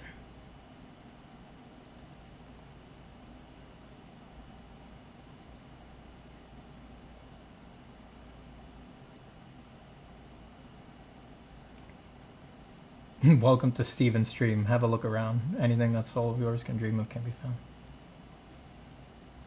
Welcome to the internet. Have a look around. Anything that brain of yours can think of can be found. We've got mountains of content, some better, some worse. If none of it's of interest to you, you'd be the first. Welcome to the internet. Come and take a seat. Would you like to? There's no need to panic. This isn't a test. Just nod or shake your head and we'll do the rest.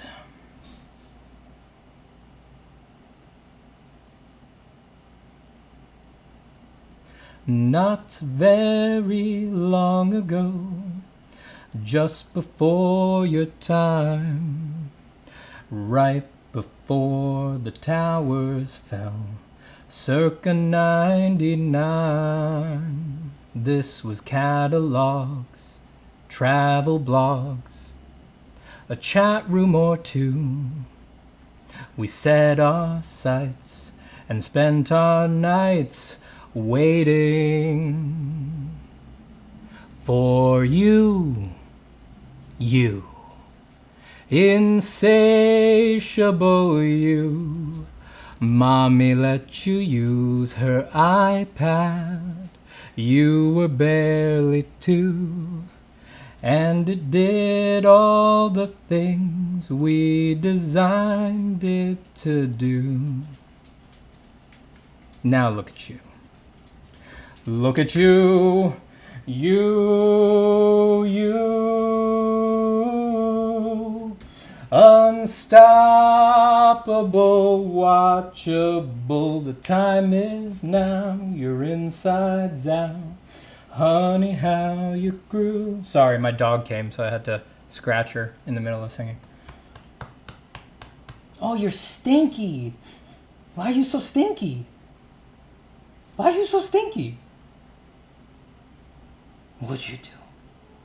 What'd you do? Who's a good girl? Go on, get out of here. Go on, get out of here.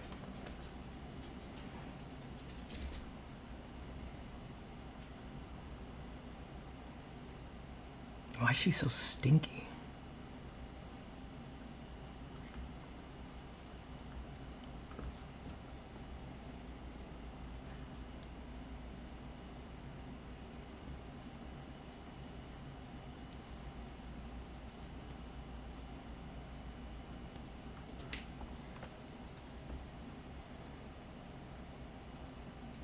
I think it's because she knows we're going camping tomorrow.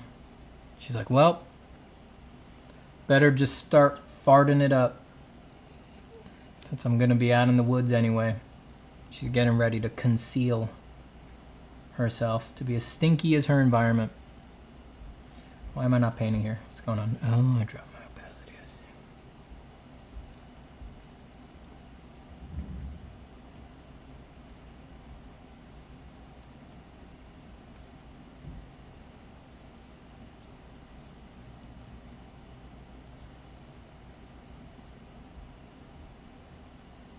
Just dropped my stinky dog at the groomer this morning. God, they get so stinky.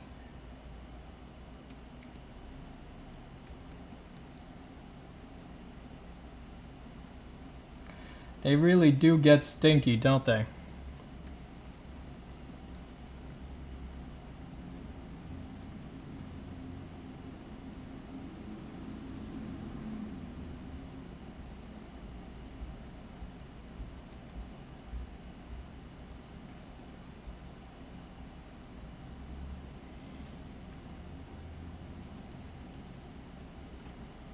Lovely rendition of the disarmingly pretty bridge of Welcome to the Internet. It is, right? It really is disarmingly pretty. That's a good way to put it. Thank you for the kind words. Who knows how this became a professional, ultra high quality musician stream, but that's what it has become. Almost nobody's here for the art anymore. Everybody's here for the world-class singing.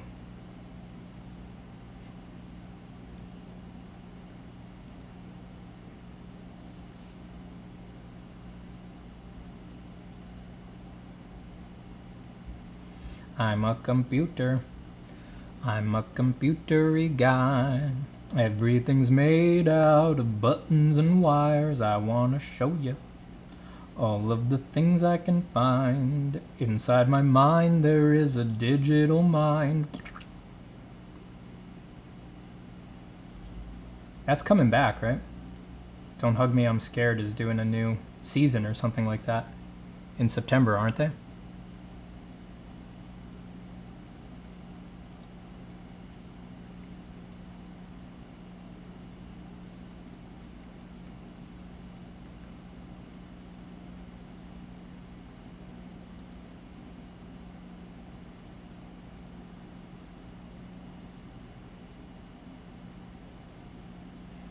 Now I have construction going on right outside my apartment. Some sort of heavy machinery is going on out there. Sorry if you guys can hear that.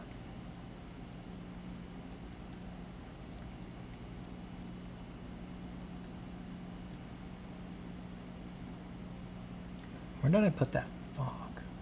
Oh, that's on there.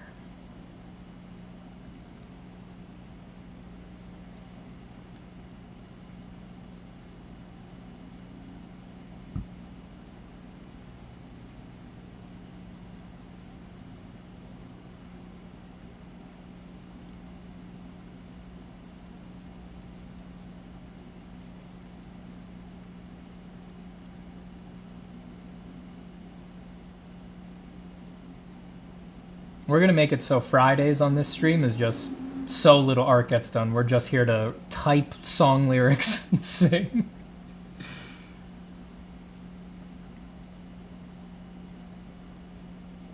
You thought I was talking about drawing construction? Yeah, I usually am. Usually I am. Today's one of the rare days that when I say construction, I mean literal. They're probably milling my road. Actually, let me go look. Because that might mean I have to move my car, actually.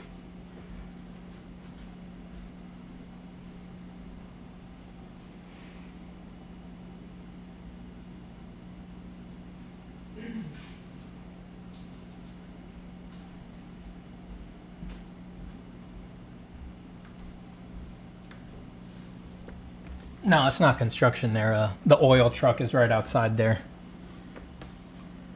Doing the oil for the apartment complex.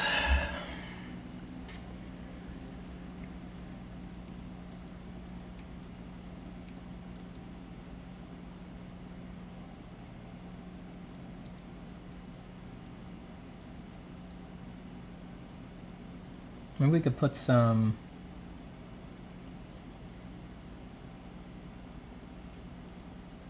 So I want those to feel more far away, but I also want it to feel like there's light coming from somewhere over here.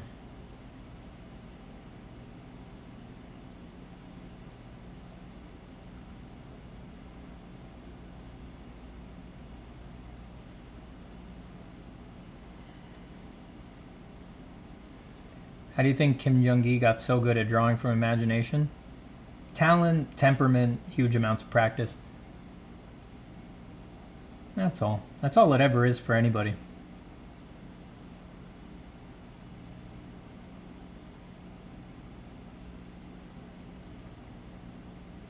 Do not covet the skills of someone like Kim Jong-gi.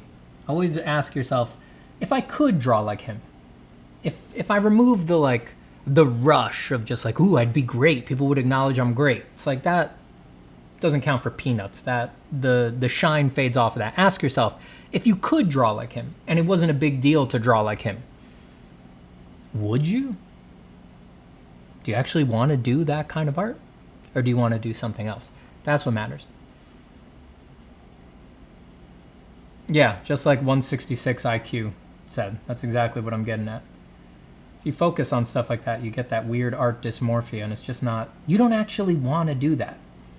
You're just like reacting to the fact that he's very skillful at what he does. But if you actually pulled back, you You don't want to do that.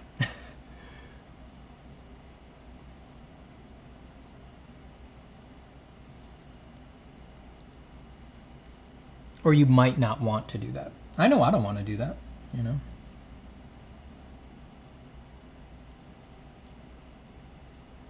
It's just a way of working.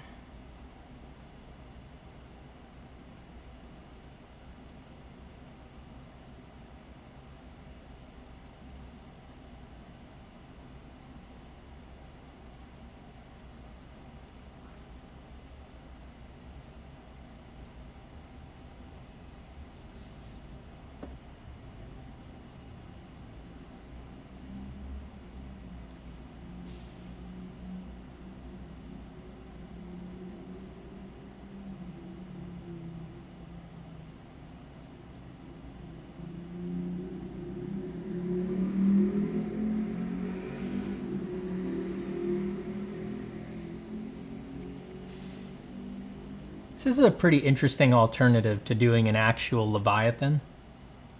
An actual like serpent there. But I'm telling you, I'm not vibing on it. It's an interesting illusion and combination, but it doesn't look that much like a monster, and I'd rather paint a monster than a big pile of rocks. Rocks are really annoying to paint. They're just variety hunting for hours, so far, not a winner. I don't like that. I think I would probably swap that for a beast. But I do like the low angle on the people traveling, like migrating towards the gate. I like that. So we'll swap it later. Let's poke at the people a bit.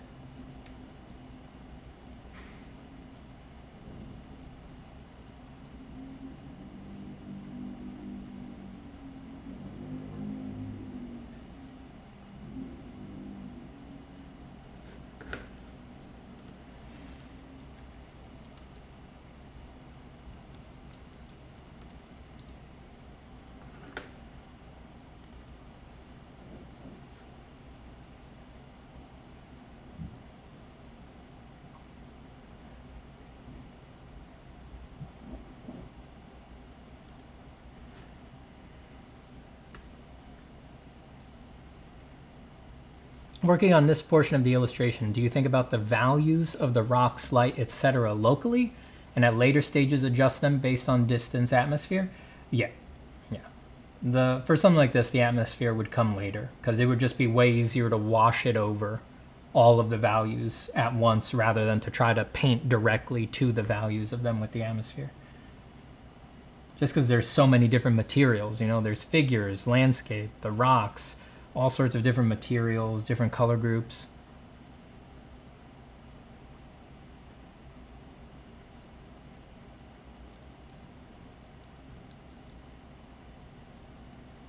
Ever since I was a small boy, no one else compared to you.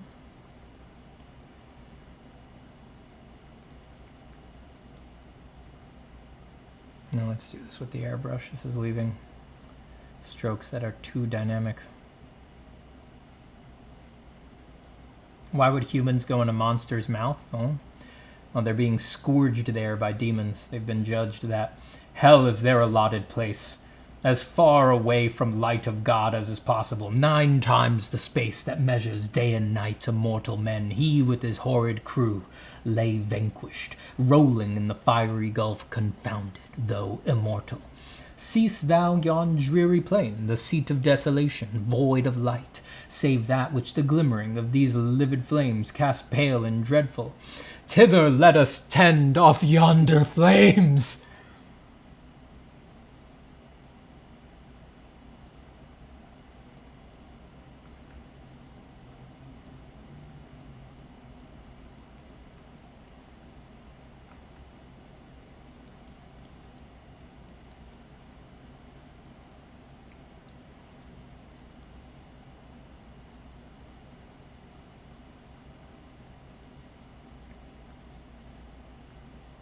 I didn't know, ain't always how it goes.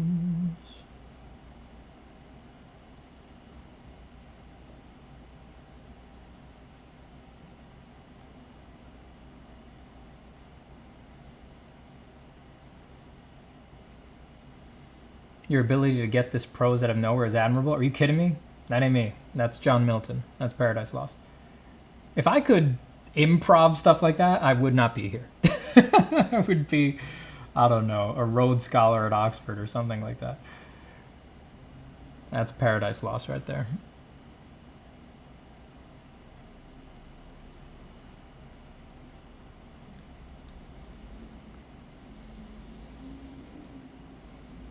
If I could improv that, I'd be writing. I think I probably would have given up on art.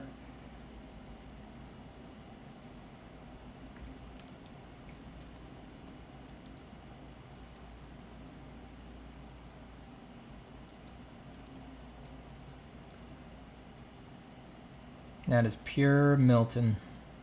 The most beautiful stuff ever written.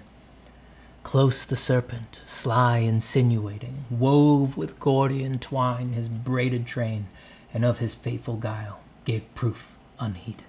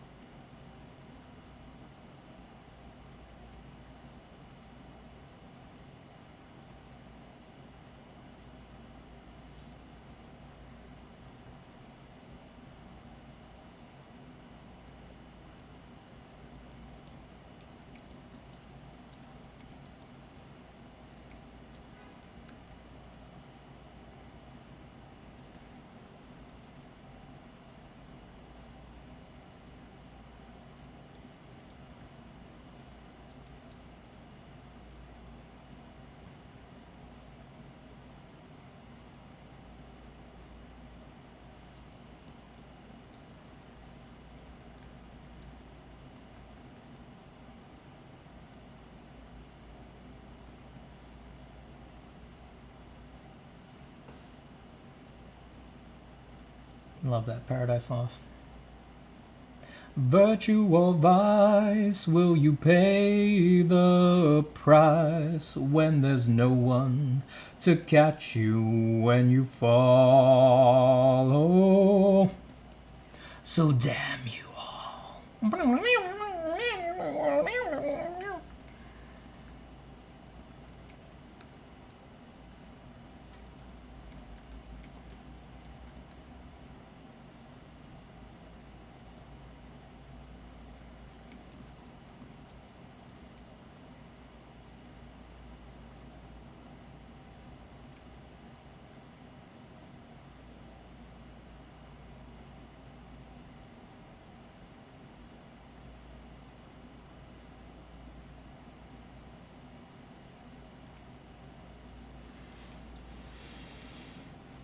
Steven, do you think writers have a great advantage in visual art? I mean, if you actually have if you have both talents, yeah, but there's very few people who actually have a useful amount of both.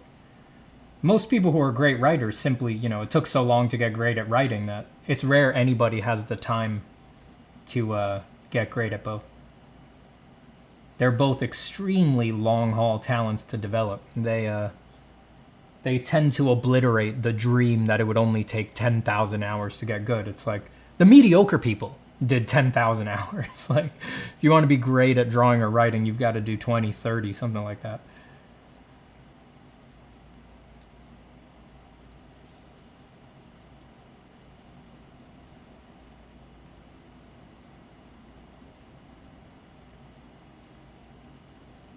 I was made for loving you, baby. You were made for loving me. I haven't heard that song in a very long time. What the heck made you write that, of all things? I haven't thought about that song in forever.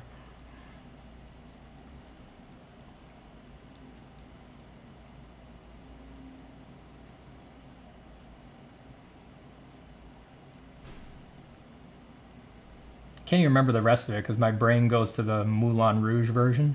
I was made for loving you, baby. You were made for loving me. The only way of loving me, baby, is to pay a lovely fee.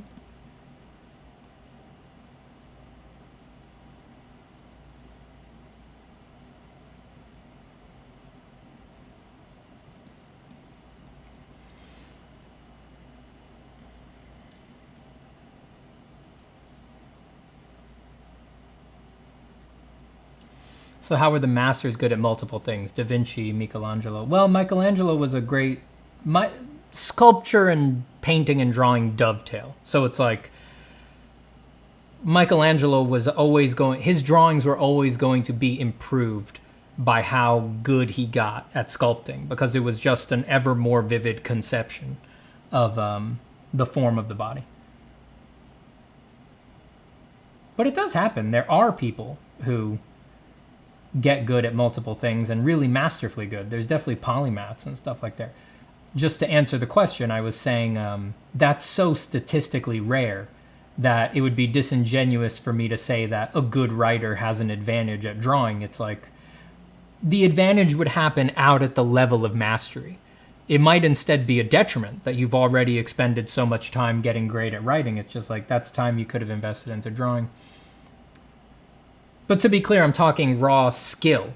It would be useful to be a great writer, and even if your drawing skills were lacking, you'd just be able to tell a better story, which will always be more interesting to the general populace than raw drawing skill. So in that sense, it's always going to be an advantage. I'm just talking raw skill.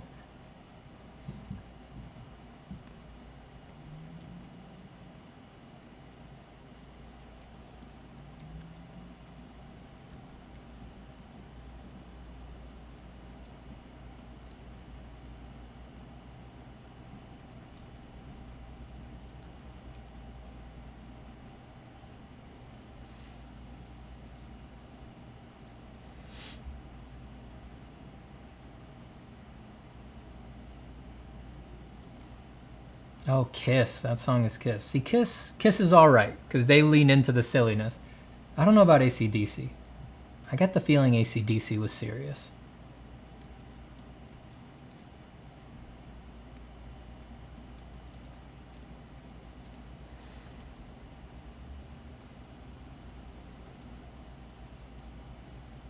What the... Where did I put that guy? Okay, that's... oh, wait. I made some mistakes here. Give me a second.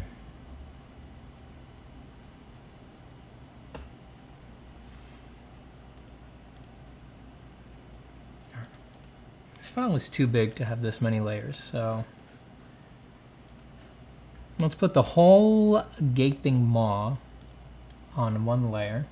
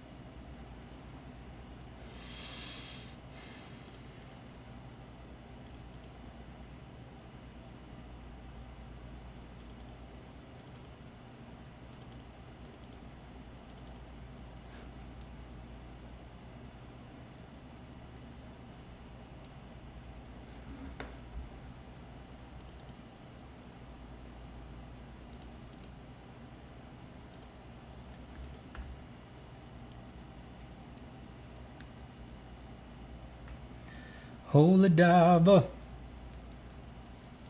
Holy diver. Holy diver. You've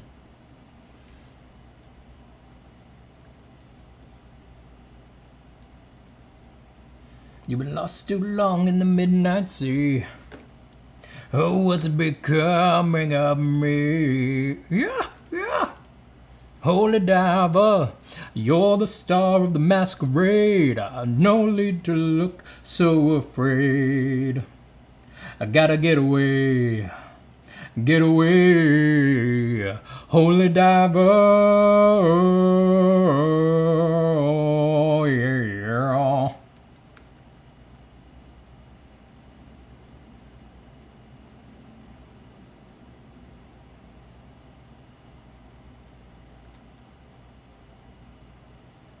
the glass of light in the back room.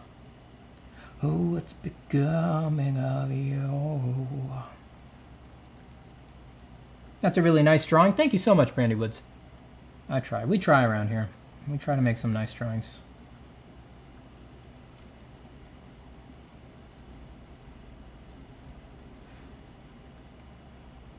Let's do this symmetrical for a bit. Wait, am I on the lines? Or oh, I'm on the lines. Alright, fine, what can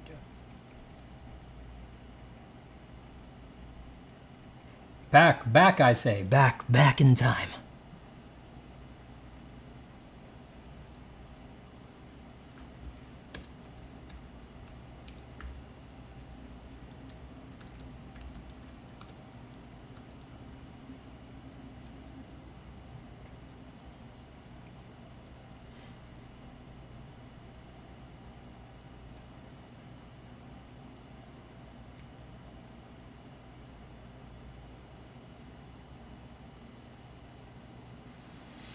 Just realized that I get to hear Steven spuriously singing songs across the world and got really tripped out. It's a crazy time we live in, right? Totally nuts.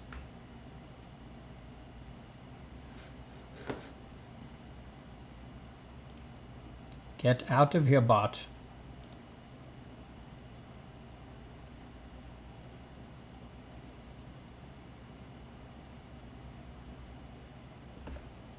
Oh, great. Spam is back.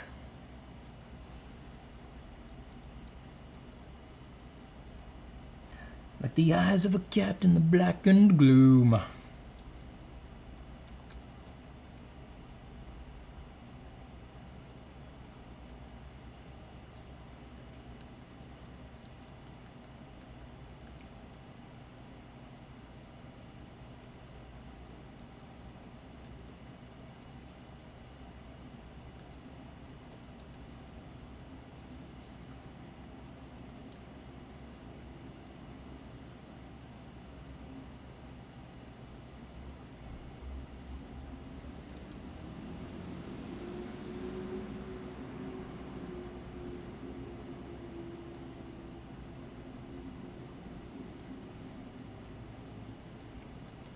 Joe says, takes me back hearing you sing Holy Diver for no reason while drawing.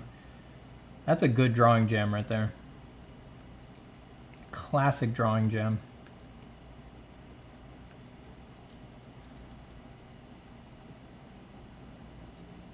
Ride the tiger.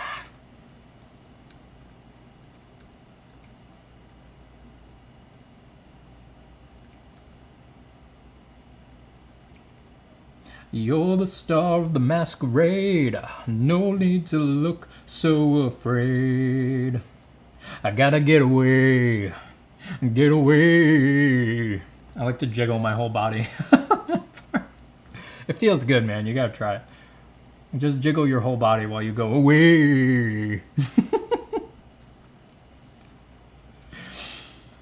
Oh, man.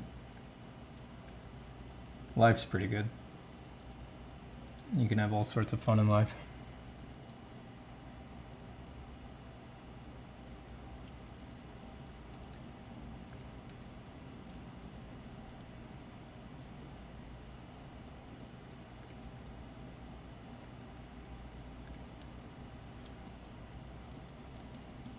I hear you, brave young Jables, you are hungry for the rock, but to learn the ancient methods, secret doors you must unlock.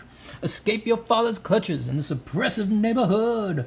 On a journey you must go to find the land of Hollywood. In the city of fallen angels, where the ocean meets the sand, you will form a strong alliance and the world's most awesome band. One of Dio's finest.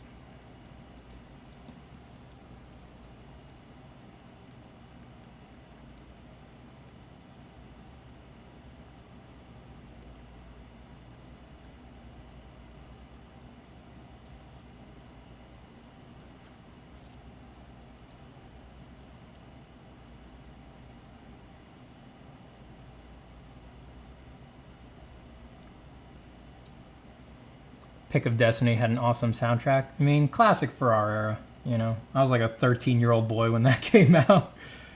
It's like, you're not gonna dodge that.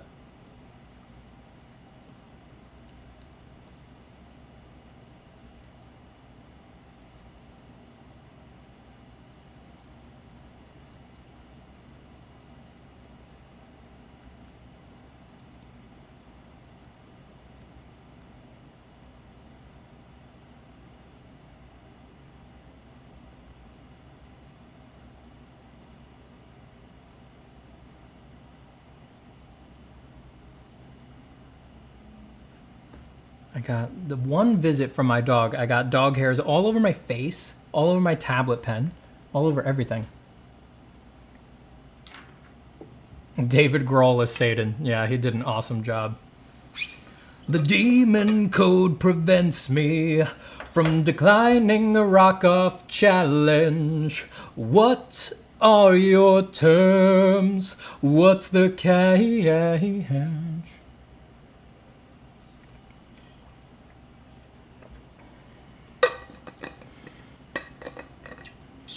If we win, you must take your sorry ass back to him.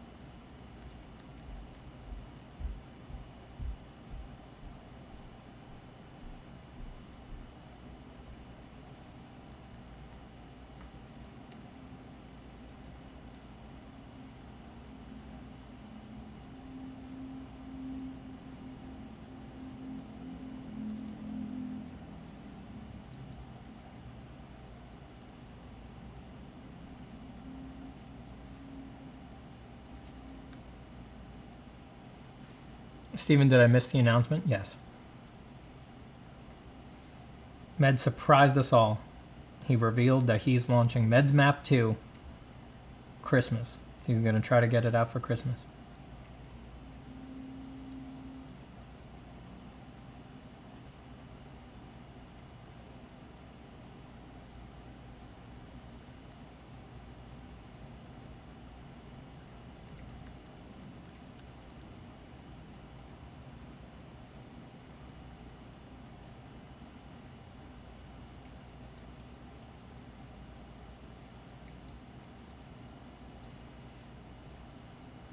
Battles with the Devils are metal as fuck. Classic troop goes back to Faust, I think. Yeah, Battles with the Devil songs are dope. I mean, the classic Devil Went Down to Georgia. Well, the devil went down to Georgia. He was looking for a soul to steal. He was in a bind. He was way behind. He was willing to make a deal. When he came upon this young man sewing on a fiddle and playing it hot, and the devil jumped up on a hickory stump and said, "Boy, let me tell you what. I bet you didn't know it, but I'm a fiddle player too. And if you care to take a dare, I'll make a bet with you. Now you play a pretty good fiddle, boy, but give the devil his due. I bet a fiddle of gold against your soul, 'cause I think I'm better than you." Well, the boy said, "My name's Johnny, and it might be a sin, but I'll take that bet and you're gonna regret, 'cause I'm the best there's ever been." Well, Johnny, rousing up your bow and play that fiddle hard, 'cause hell's broke loose in Georgia and the devil deals the cards. And if you win, you get the shiny fiddle made of gold, but if you lose, the devil gets your soul.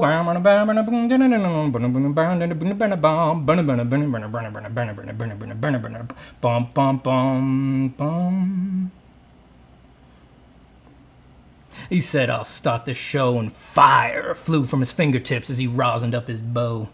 And the devil pulled across the strings and it made an evil hiss. And a band of demons joined in, and it sounded something like this. Dun, dun, dun. Damn, Devil Went Down to Georgia's a good song. I'm going to listen to that as soon as I get off stream. I haven't heard that song in so long. I'm listening to that as soon as I get off stream. I'm going to open a tab so that I remember to listen to it. The Devil Went Down to Georgia.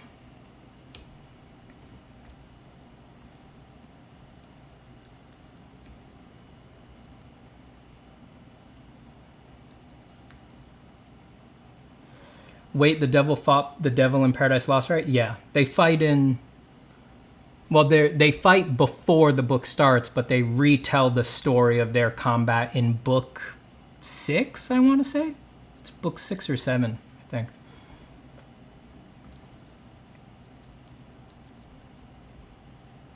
I'm thinking of the Charlie Daniels Band version.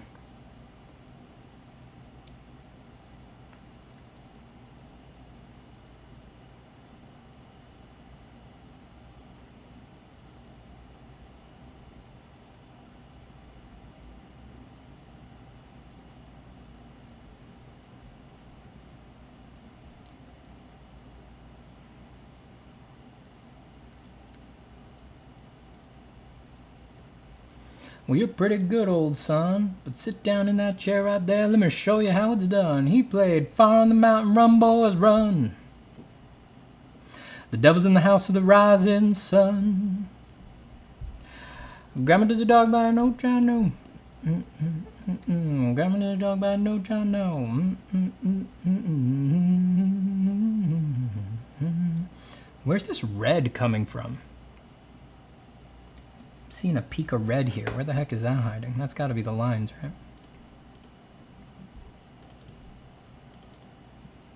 Where's that red coming from?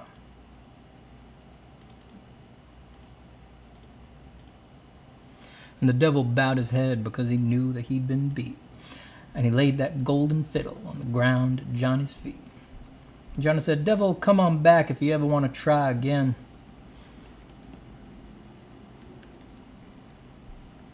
I done told you once, you son of a bitch, I'm the best there's ever been. He played On the Mountain, Run, Boys, Run.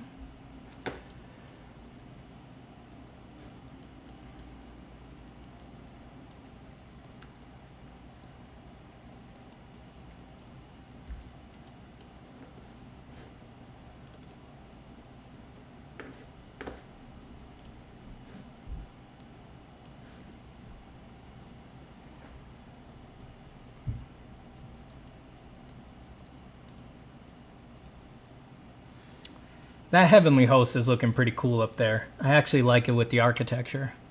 That's another thing I'd have to give to my wife, though. I'm not plotting that. I would just have my wife do the perspective for the choir screen. Maybe it could just be really loosey-goosey, though. It's just tough, because if you want to put the figures in there, you kind of really want to plot it so that you can sit them into the seats in a way that makes sense.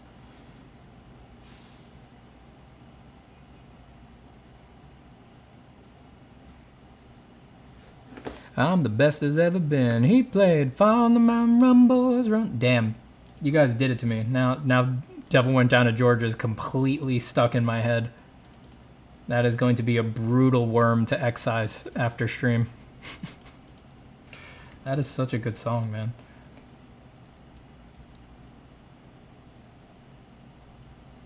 How you do this?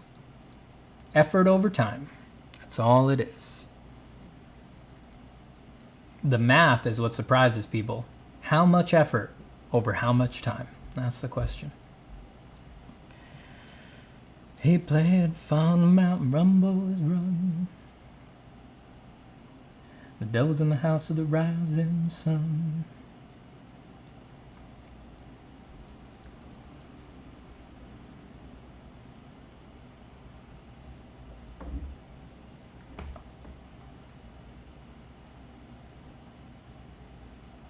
By the way, thank you for being the most important art educator alive right now. Feel the need to say it every time, but you're the only art person that's made any sense to me. That's awesome. I mean, you honor me, truly.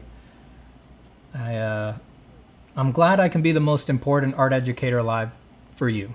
You do me a great honor. I will not deny it. I will have the humility to believe what others say about me. I will have the humility to believe you when you say that I am the greatest art instructor, educator alive today.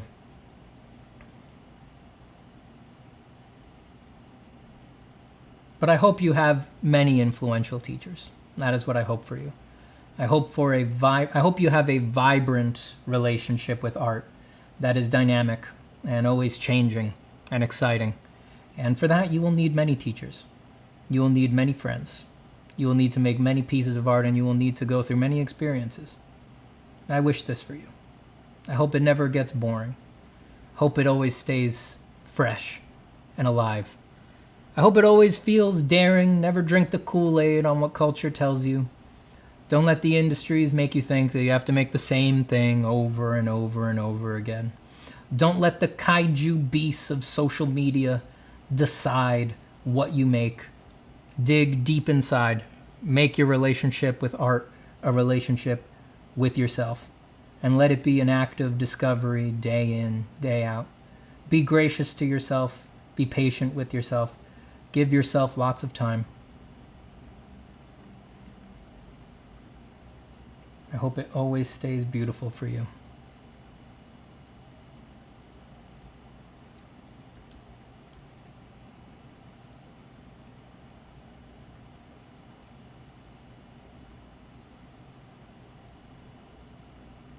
That sort of low-key became like a Donald Trump impression in the middle there, right?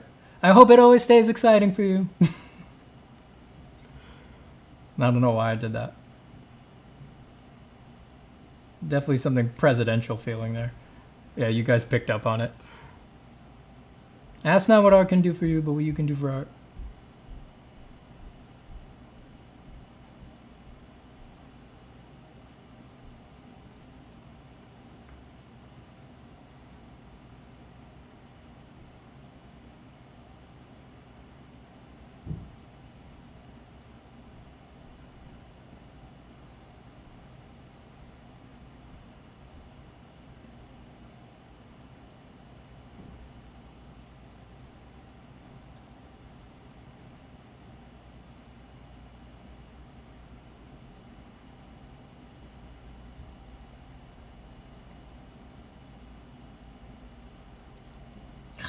Devil Went Down to Georgia is stuck so hard. I'm gonna try not to just sing it over and over again, but I just want you guys to know it's just running on repeat in there.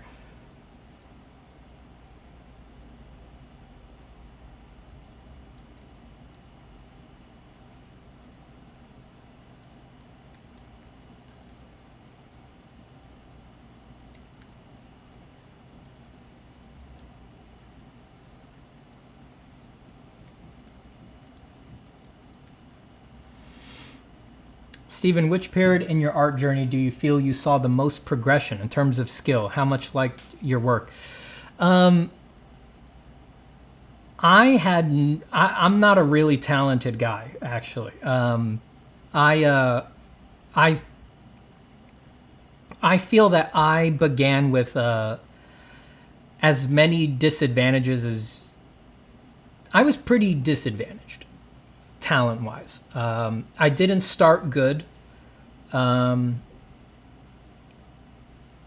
There's two things that affect where people start and how fast they progress. Some people have talent, right? So they start at a slightly higher level. And people also learn at varying speeds. So you can have a lot of talent, but you learn very slowly. So even though you start very high, it takes extremely long for you to improve, to further your talent. Some people start at a very low level, but they learn extremely quickly, so they catch up very quick. Often they get into jobs and things like that super fast. I had the double negative. I did not start good, and I improved extremely slowly. Very, very slowly. So, if you see my art from when I was like 18, I was I was like hell bent on improving. I'm just saying that because I found a drawing while I was moving my family over the weekend that I did when I was 18. And at 18, I'd already been hell bent on improving and drawing a lot for 4 years. You know, I'd started really trying to improve at like 14, 15, something like that. Horrible. Still just really bad. Still just really, you know, maybe fine for a kid, but certainly you've all seen like the talented kids you all follow on Instagram and stuff like that, where it wouldn't even be a comparison. It wouldn't even be a discussion. So I had very few times where I made like a burst in progress. My progress has always been incremental and painful and slow. If I had to pick one time, even in college, I improved very slowly. I would say probably my fastest improvement was right after college, like ages 22 to 25 is what I would say. That was probably, if I had to pick a time there was like a burst in ability, it'd probably be then. It was probably instantiated by working, beginning to work. Just the pressure of work and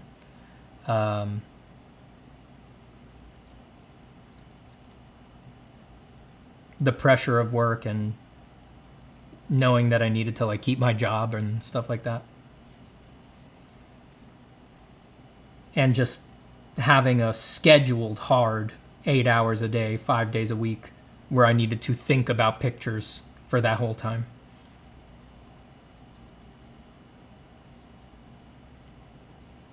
If you asked me on a different day, I'd probably say a different time. Because like I said, my improvement has always been extremely incremental.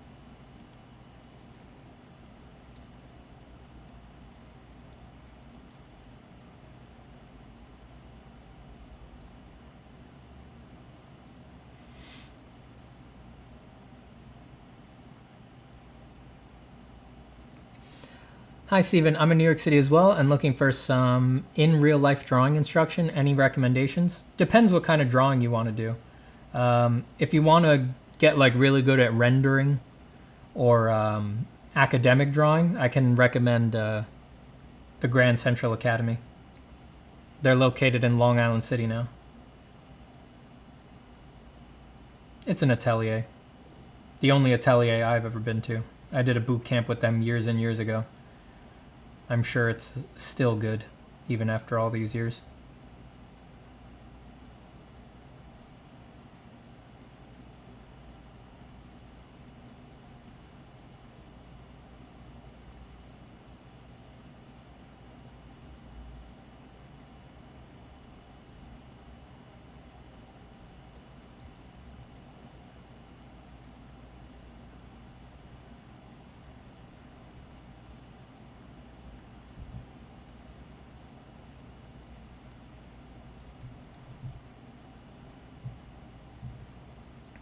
You might just be mega critical. If your work was bad but you still got jobs, it might just mean you're very good now. LOL.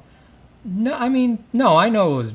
Mel, you draw better now than I did at 18, 19, even 20, probably. And I had been on the hunt and trying to improve avidly for longer than you have so far. Like, I know I started pretty far behind. The advantage I had is that I never doubted myself. That's just a miracle of good luck as far as I'm concerned. I was perhaps frustrated that things weren't going as fast as I might like, or I was worried that something was going to happen in life that was going to waylay me. You know, I'd have to give up because I needed to support my family or something like that. I worried about that stuff as much as anybody else, but the miracle of good luck that I had is that, weirdly, I just never doubted myself. I never doubted that it would work. For some reason, deep down, I knew, and without too much doubt about like systems and things like that, I knew if I just kept drawing, that the horizon was as far as I could want, that I would get better, you know?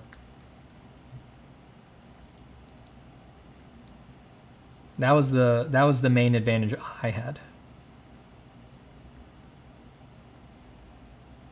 Which is definitely an advantage. I'm definitely acknowledging that. Hugely helpful for me.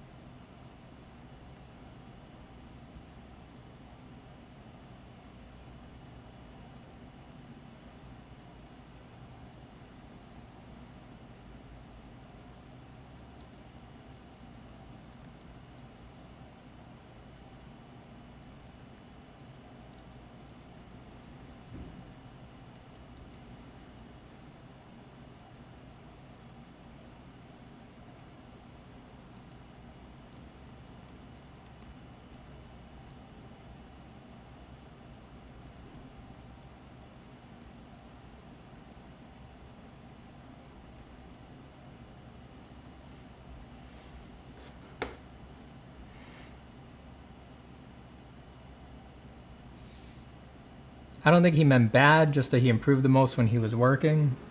Yeah, I mean, I'm going to be straight. There was plenty of pictures that, in spite of myself, as hard as I tried, there was plenty of stuff I did even in the middle of college. I handed in many paintings that were like, that's high school level. You know, that's like early high school level. That is a very bad piece of art. It's just, you know, you guys know my opinion on bad. It's like, who cares, right? I'm just saying that if we're trying to evaluate like what my progression was like, I was extremely inconsistent, very slow at improvement, and yeah, I think you get what I'm saying. I'd eke out a good one every now and then, but even when I would eke out a good one, I was extremely inconsistent, you know? It would be like I would get like one decent one for every 8 where it's like, Steven's at the bottom of the class. Steven's the worst person in this year, you know?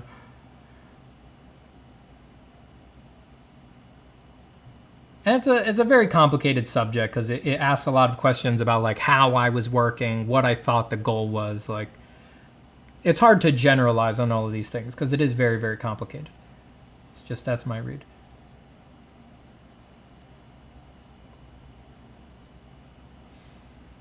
It's like, I've seen the pictures recently. Like, it's not like a cringing away from my own work thing. The pictures are so old that they've left the twilight zone where you have like an odd reaction to them. Like, I can evaluate them just as pictures because I don't even remember making them. You know, I see them and I'm like, I made that, you know?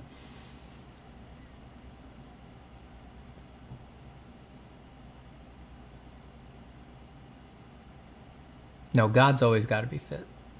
It's got to show the whole anatomy because he created it. Can't be hiding it.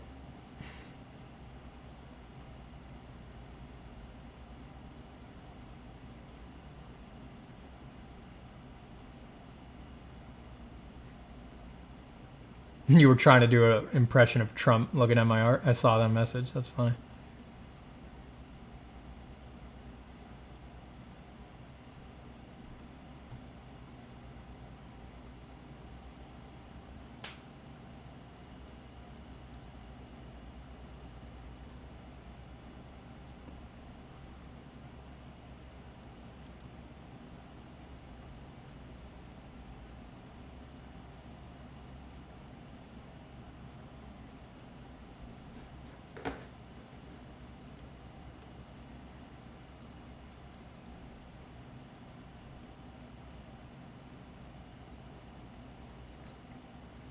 kind of inspiring hearing a good artist like you was bad when you were in the beginning. Oh yeah, yeah. I mean, if you put in the work, you can do whatever you want in art. You can get as good as you'd like, you know? The question is really what you actually want to do, how much work you're willing to put in, and it's going to be a lot of hard work, but anything's on the table, truly.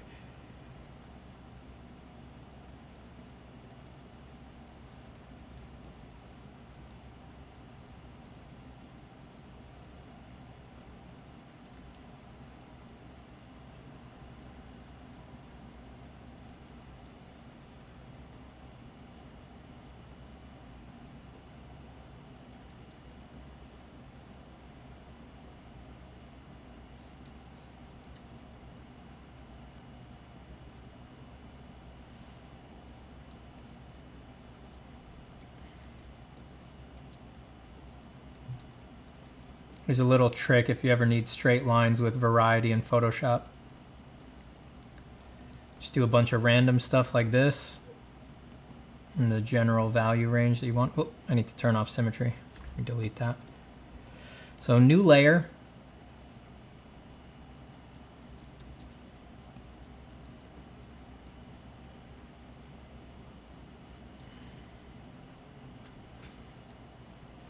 Like I was saying, new layer.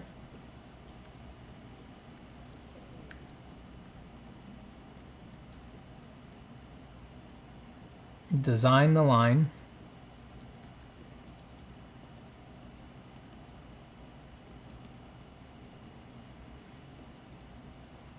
Get some variety in it.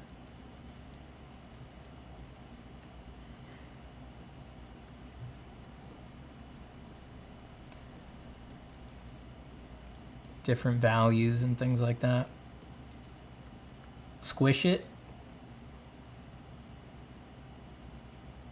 Transform it into place.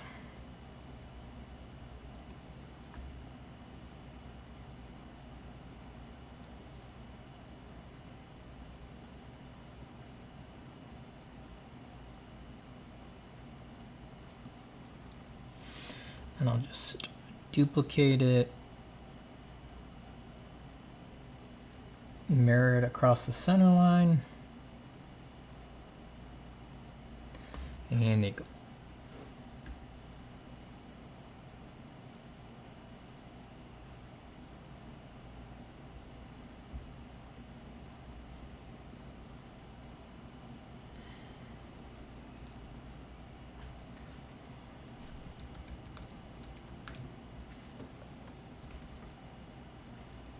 Hey Steven, have you read Memnoch the Devil by Anne Rice? It is a great take on the Lucifer figure. Oh no, I haven't even heard of that. I'll check that out. Sounds cool. I just read an interview with the vampire by her.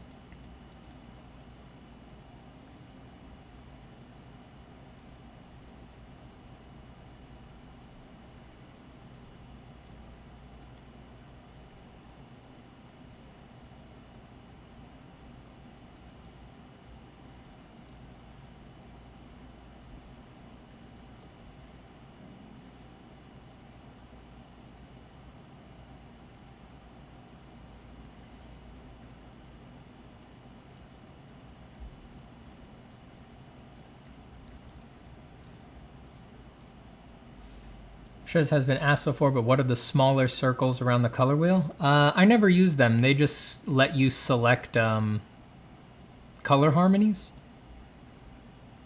I actually don't know how to use them because I don't. Can you just?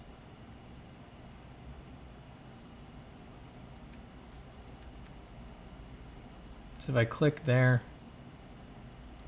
No, see, because it doesn't select them and you can move them. I don't know. I'm not big on the color harmony, color theory stuff. I don't really, I don't think it's like really real in a lot of situations, so I never use it, but that's what they're for.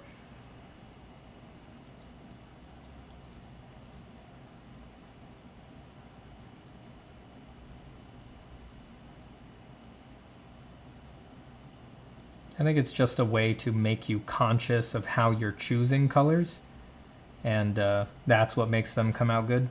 But if you just consciously, I think if you just consciously choose colors, you'll get good results as well, even if you're not using some color theory harmony thing. There's no such thing as objectively better colors. There's just what's good for the picture.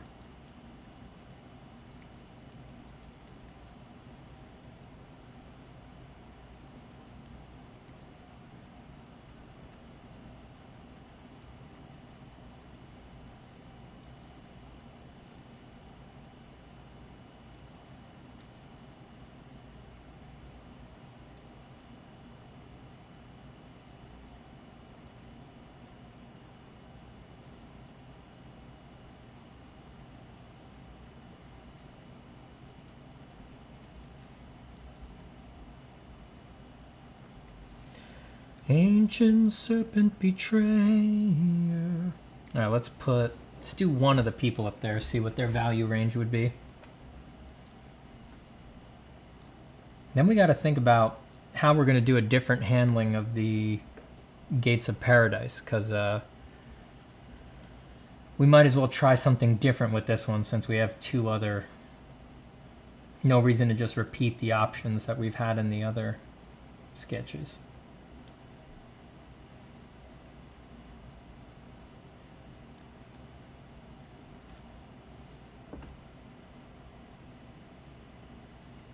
Is that mirror drawing a feature in Photoshop? I've never seen that. Yep, Photoshop does that.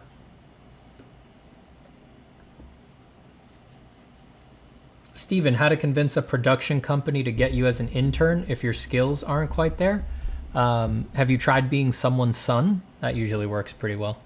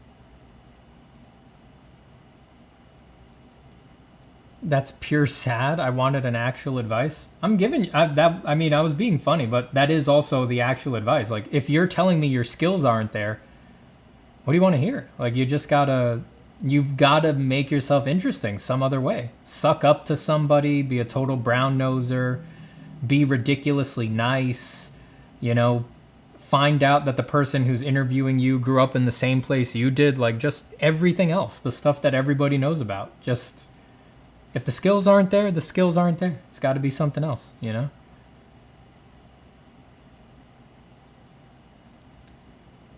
Just try different companies, you know? Some companies care more about skills than others do.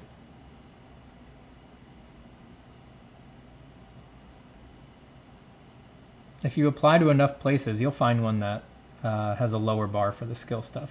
Especially for interns, you know? You'll find a place that's just like, whatever.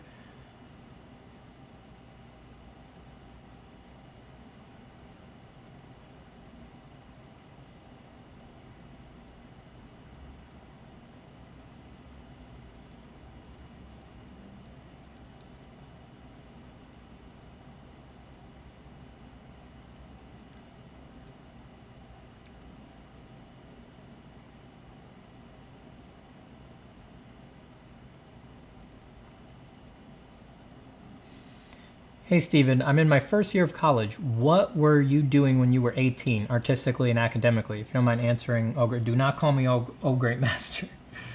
I've not earned any titles like that. I don't want any titles like that.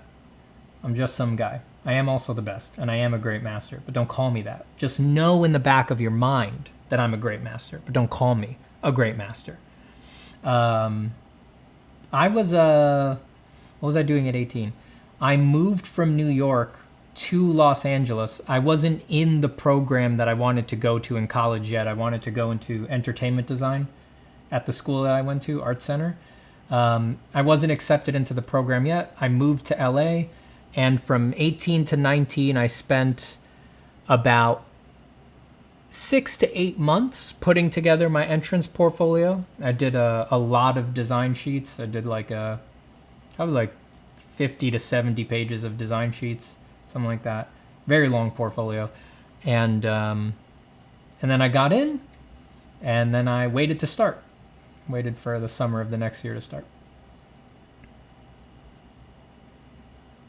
That was me.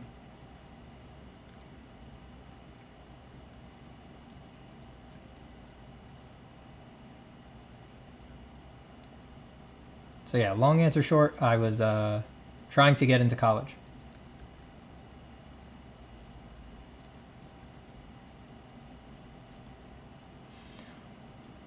Oh, great one. Can I see the full painting? That's where we're at right now.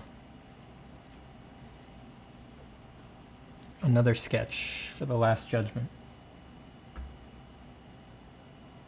I like the Michael in this one. I really do. I like the heavenly host being in a solid piece of architecture instead of being just in clouds. I like that.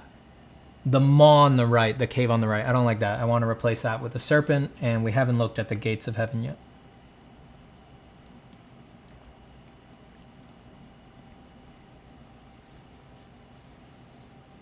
Is it possible to survive in the art world without socializing? It is, but it's very difficult.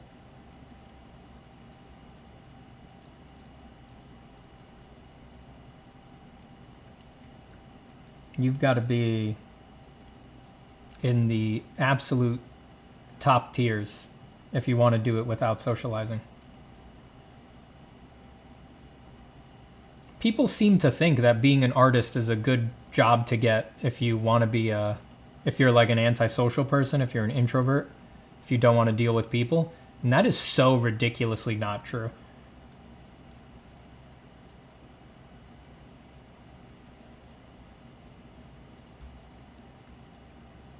Most art jobs require a lot of, well, you need a lot of connections to get them because they're extremely cloudy. So people just give them to their friends. And a lot of them involve a lot of dealing with clients and taking direction from people. They're really not great for introverts.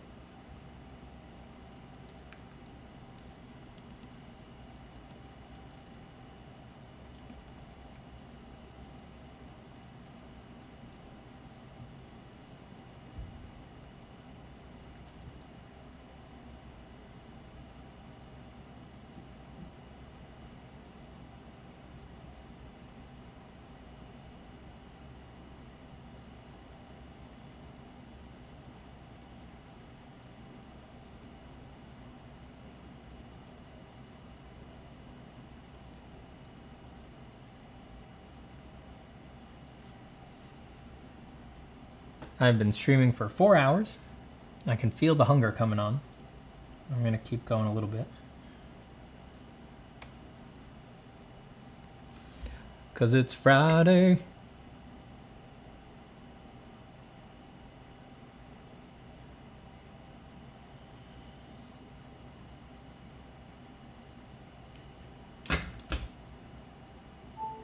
Your art looks like it's good for the brain. Good, healthy art that inspires thought. Healthy, healthy, good, yummy, yummy. Oh, I'm glad.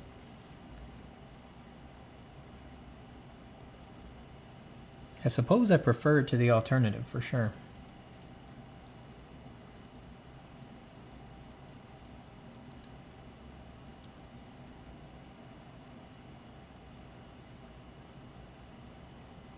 How's the weather over there for you all, by the way?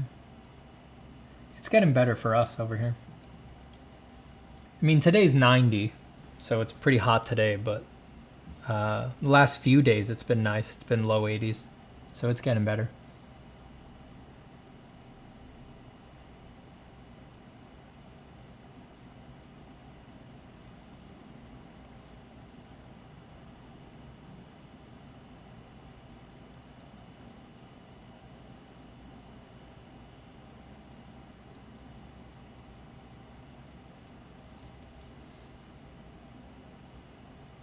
What's the size of this big picture canvas, Steven?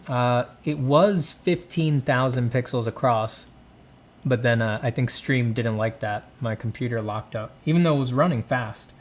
Right, so I cut it in half. Right now it's at 8,000. I know that's not half of 15,000. You know what I mean. 8,000 pixels across. If I were to finish this one, I would do it bigger. I wouldn't do it at 8,000. I would probably try to get it up around 15, 16,000.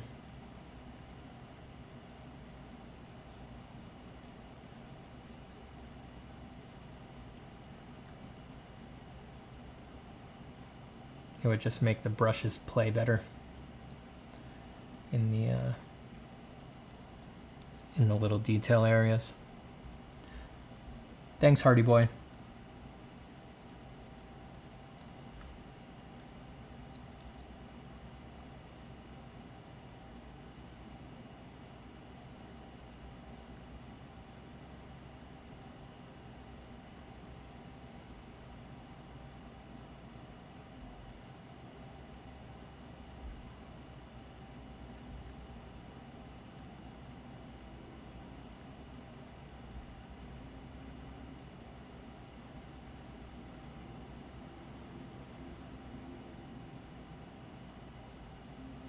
And those of us who win the game will lose the love that they'd sought to gain.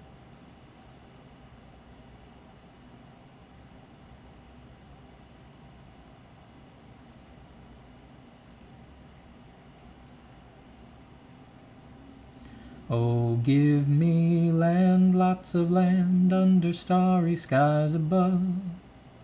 But don't fence me in. Let me ride through the wide open country that I love. But don't fence me in. Let me be by myself in the evening breeze. Listen to the murmur of the cottonwood trees.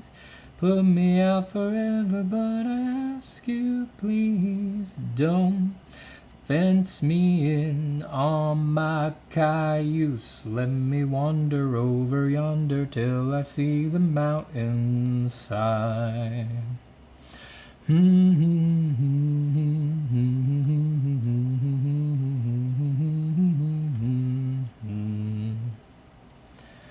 I want to be by the west where the west commences.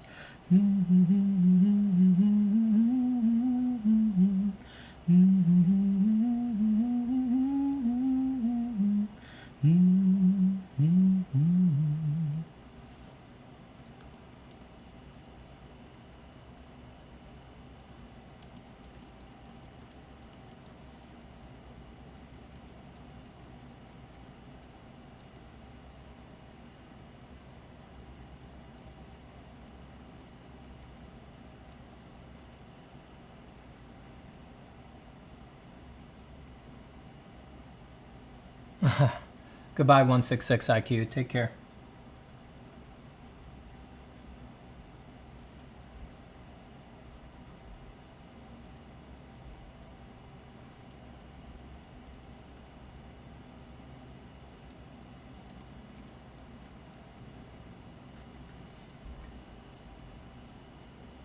Does inspiration strike like a bolt from the blue, or does it come from within once you start and get some work done? It goes both ways for me. I think it's inevitable that it goes both ways when you work a lot. I do find just sitting and doing work very inspiring. You know, because a lot of this stuff just happens automatically, you know, so if you just sit and work, a lot of the times you'll accidentally do something interesting, and once you've done something interesting, you'll be like, whoa, now you're in, you know?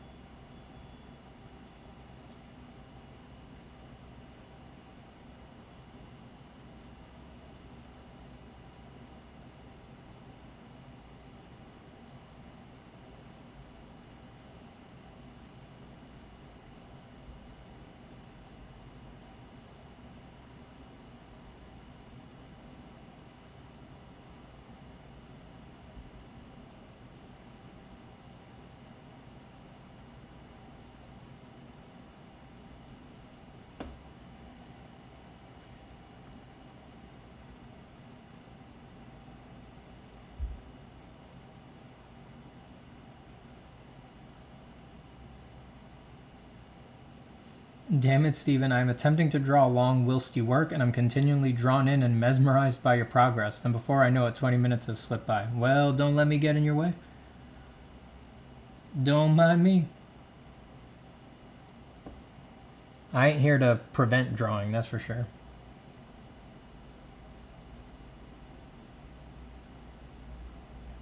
I'll try to make less progress.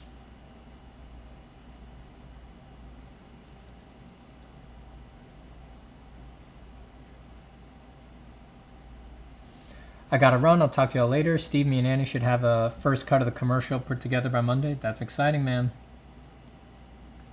Can't wait to check it out.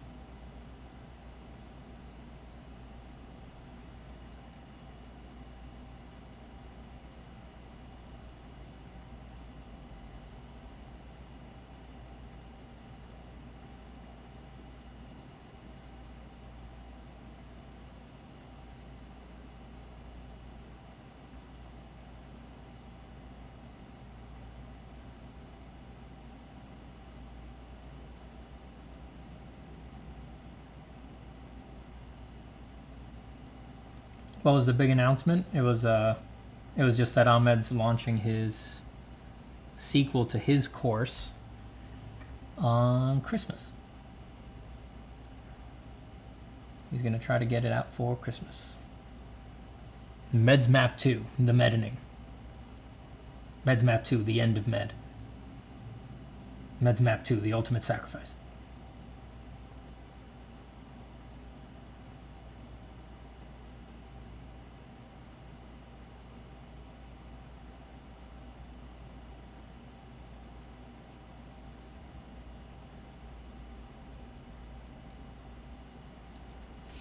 Meds map to the medening.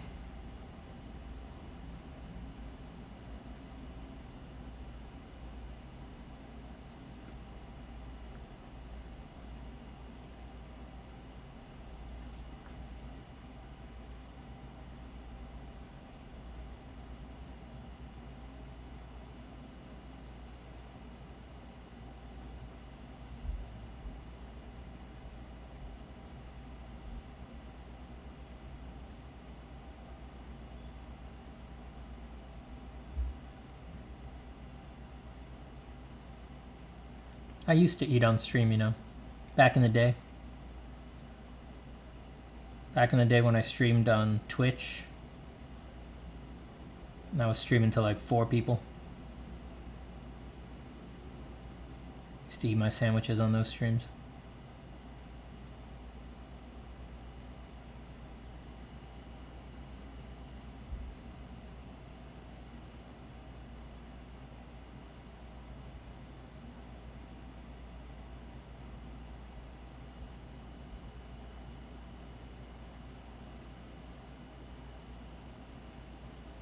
I definitely ain't doing it today because I need to go make my lunch, you know. Not gonna let stream run. Not gonna let stream run while I cook. Meds map reloaded.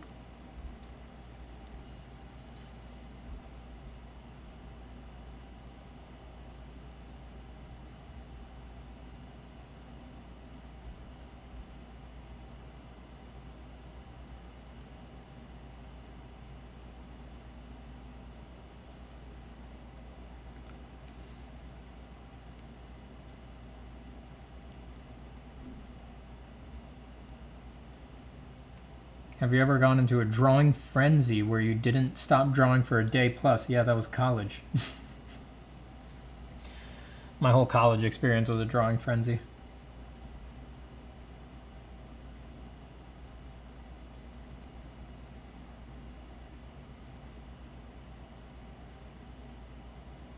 What's the canvas size for this? Looks 16K. It was, yeah. That is exactly right. Right now it's at 8K.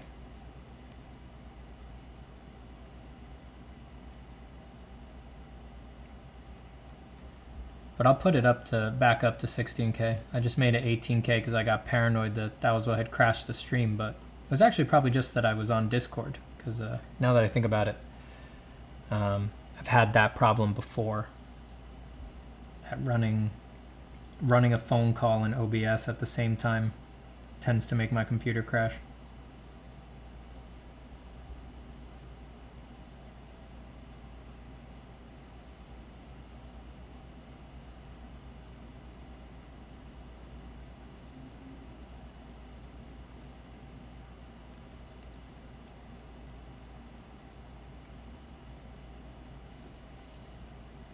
I think you would get a bigger audience on Twitch than 4 people.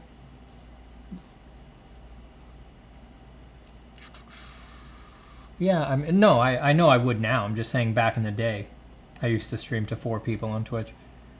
But I don't think so. I don't think I'd get a big audience over there. Because my audience is here on YouTube. If I started streaming over on Twitch, my YouTube audience wouldn't even know I'm over there, you know? No matter how much I said it. Here, it's much more likely my audience will see that I'm streaming.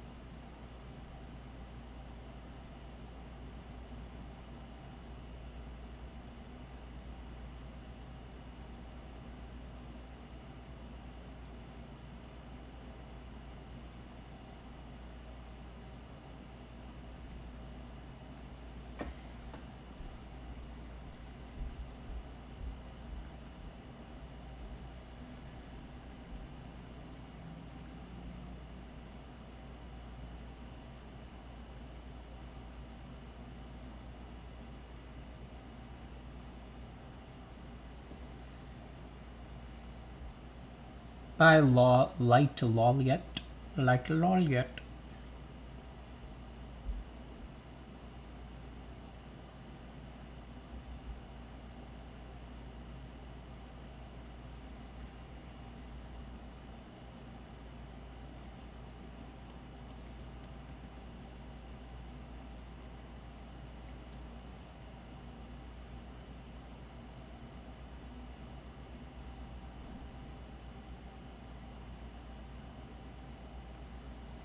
This guy's sitting on the sides or other gods? I don't know yet. Anything's possible. Gods, apostles. Who knows what forms they take in the afterlife? I just want to leave my mind open to weird possibilities, so I'm doing them strange, but when I do if I pick this sketch as the one that I want to try to turn into a final, I could always replace these guys with just standard human figures. But I'm trying to leave the possibilities open. Looking for the weirdness.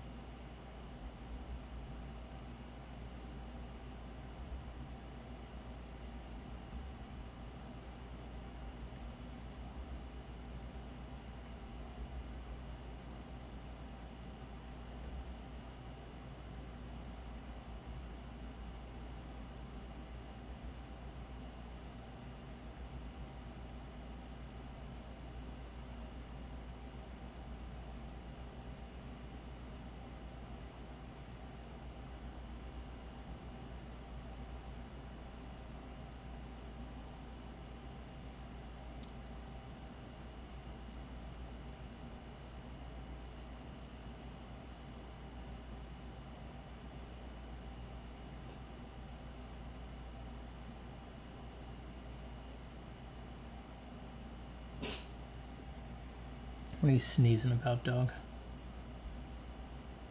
I don't need that from you. I know you're designing a large piece with these sketches, but I didn't catch if the final will be a pencil piece or a painting. Is this part of the oil paint bug that's got you? This one could become an oil painting very far down the road, but I think for now this would be a digital final. I would really like to do something like this as a pencil drawing, and I could in the future. I just don't have room for it right now, because I'd have to do it, I'd probably have to do this like 5 or 6 feet wide. But I could do it as a digital painting, have a cool digital painting out of it, use that as the plan, and then when I move and have more space, I could turn it into a pencil drawing. Oh, I know, you're kooky. You don't have any cookies. You're out of cookies. I'm sorry. Here, let me give you a carrot.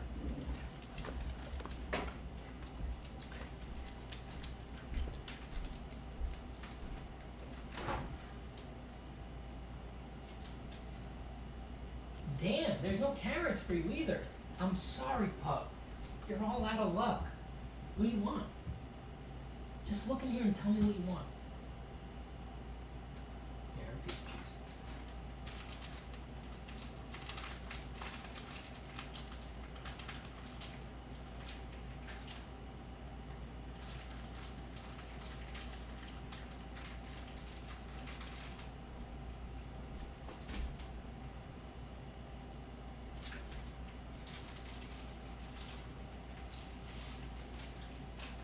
Very sad.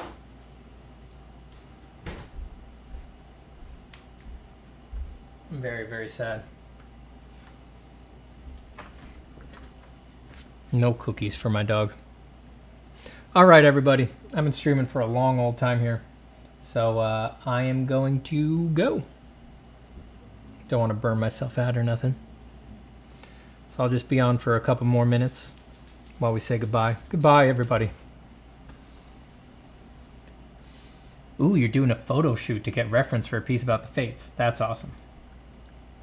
Nothing like a good photo shoot for inspiration and to have a good plan.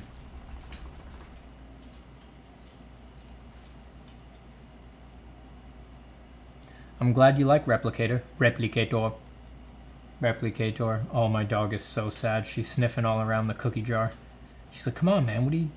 They're right in here. It's like, you don't know. There's nothing in there.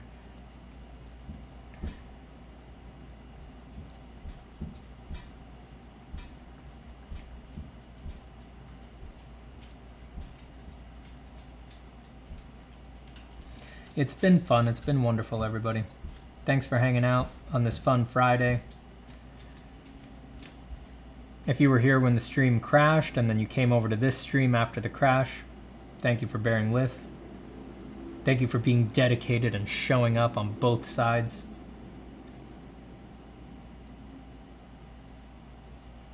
And I hope you all have a great weekend. I'm going camping this weekend. I will be gone all weekend. If you're taking form from imagination and you post homework over the weekend, I will be without internet. I will be camping.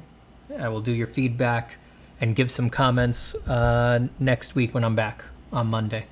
I'll start giving back. But do post, do share. I just won't be able to look at it until I'm back from the woods.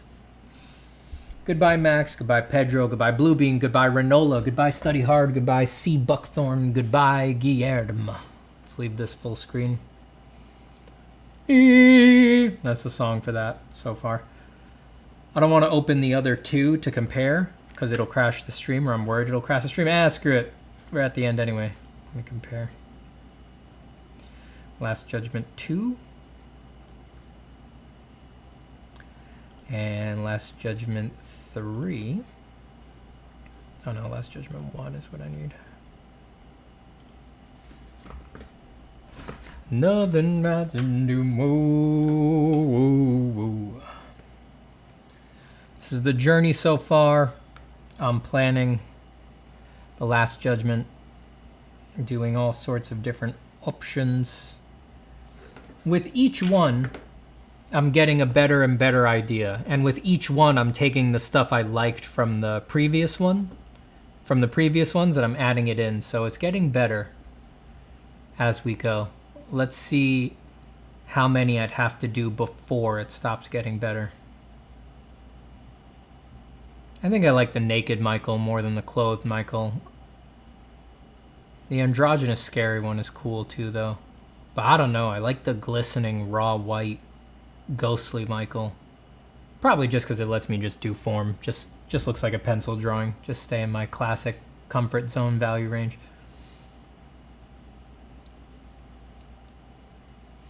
Bye, Daryl. Thanks for being here. Goodbye, Amy's Art. Goodbye, Dilbo. Yeah, the other ones didn't have concrete hosts. See up in the celestial hosts around Jesus, they're just like sitting on the clouds in this one. That one I didn't even really indicate anything. The figure on the right is just clearly sitting on clouds. Yeah, I think I like the more concrete architecture. It's like you're looking into a different world through these splitting clouds. I do think I like that better. I think I'd try to do a cooler transition from the darkness of the clouds down at the bottom is smoke coming from the earth cracking open volcanically, and then have that transition a little nicer into fluffy angelic clouds. I think that'd be interesting to do. This one is really getting held back by that cave on the right. I got to redesign that completely. I got to find a way I want to do that more.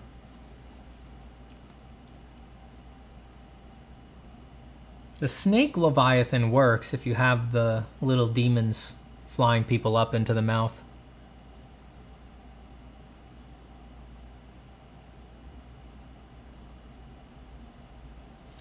That Leviathan's cool. I like the angle on it, but being right on the ground, low to the ground, it just doesn't take up the top part of the picture in the top right. I love working in sequence like this, doing iterations and trying different versions of stuff. I mean, that's just from my design background, from being used to that from my design background. But oh, I love it so much. It's so fun. Because it just takes, even with huge pictures like this, it takes the pressure off of each one individually. And it just feels like problem solving, like you're really working, you know? All right, any final questions or anything while we say goodbye? We had a wonderful week of 3 streams of making art. We've taken on this new big project. We've made some cool art with it. Even if we were to never come back to it, these sketches are worth it on their own. I'm having so much fun. I love my life. I love drawing. Any final questions or goodbye weekend song requests? Since we're not going to see each other till Monday. Thank you for the well wishes on the trip. Should be nice. Quick, short one, just one night, but it's nice to be out in the woods, in the oods. Thank you, Raynola. Snake Leviathan looks dope. Yeah, I think I'm gonna have to take the. It might be interesting to leave the cave in this sketch, just to have a record of the idea. But I think the actual monster is more interesting. Maybe I'll do it at that same scale where the people are really tiny back there. The people are not so tiny in this one, right? Here it indicates the people are of considerable size compared to the serpent. They're really big compared to the serpent here. But if I just turn something that scale into a serpent mouth, maybe that'd be interesting. Sing a song about Fanny's lack of cookies? No, she'll think I'm mocking her. She won't think that's funny at all. Final question with larger pieces. How sing some Ariana Grande? I don't think, wow. Yeah, that's definitely, I don't have any register for that. I can't be doing that. Why do you not like the cave in that composition? It's just, if I was going to finish this thing, it's very boring. It's very repetitive shapes. It's not a bad idea, but it's very repetitive shapes, and it's super boring to paint. And I really prioritize having fun. So a snake mouth would just give me more textures, more stuff to play with, more forms. Rocks get really repetitive. And at this scale, they're like very crinkly, you know?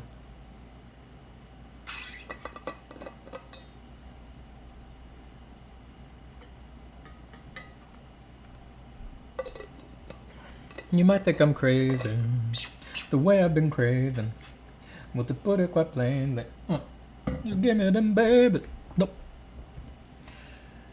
What do you hope to reincarnate in as your next life? I hope to not reincarnate.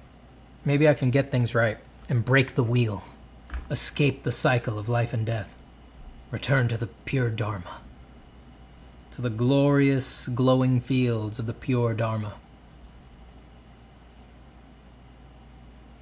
Gonna give you some instructions that you can't be afraid to try. I want you to touch it softly like the way you do my mind. Good session of drawing to begin the day. Damn, my dog is stinky. She is stinking it up. She's really stinking it up. 5 hours and 40 minutes of drawing to start the day.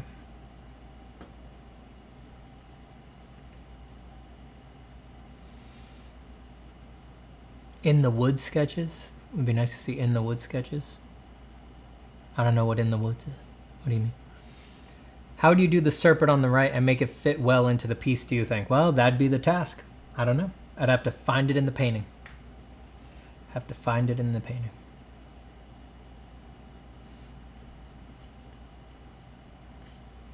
I suspect death isn't real, never experienced it. Yep, and you never will. When death is here, we are not. When we are here, death is not. I just started listening to Paradise Lost. This is really giving me ideas. Oh, it's the best, isn't it? Enjoy. The story of the infernal serpent. Hurled headlong flaming from the ethereal sky, down to hideous combustion, there to dwell in fiery perdition and adamantine chains and penal fire.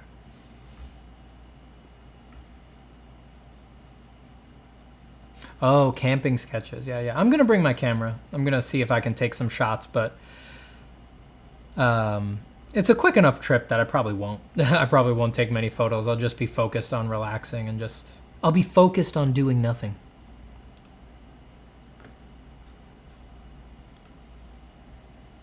Adamantine chains and penal fire. Even the sex bot took a moment to say goodbye to us. How kind. Listen to the first 2 chapters and had to pause to do like 3 sketches. Yeah, it's awesome. I've done that. I've done a lot of drawings for Paradise Lost. I gotta bring those back around. They've all, you know, disappeared into my Instagram history. They're not on my websites anymore, but I've done so many sketches for that. I did a whole series of ink sketches for it, or ink style sketches, that those aren't really up anymore. Really, really good stuff.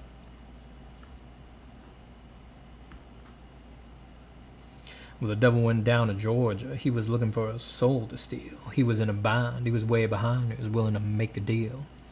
When he came upon this young man sewing on a fiddle and playing a harp, and the devil jumped up on a hickory stump and said, "Boy, let me tell you what. I bet you didn't know it, but I'm a fiddle player too.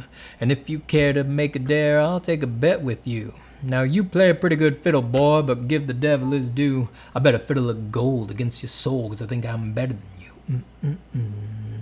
By Chandy on Fire. By the great Malenko. By Amy's Art.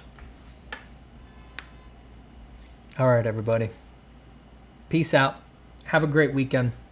Talk soon and take care, all right?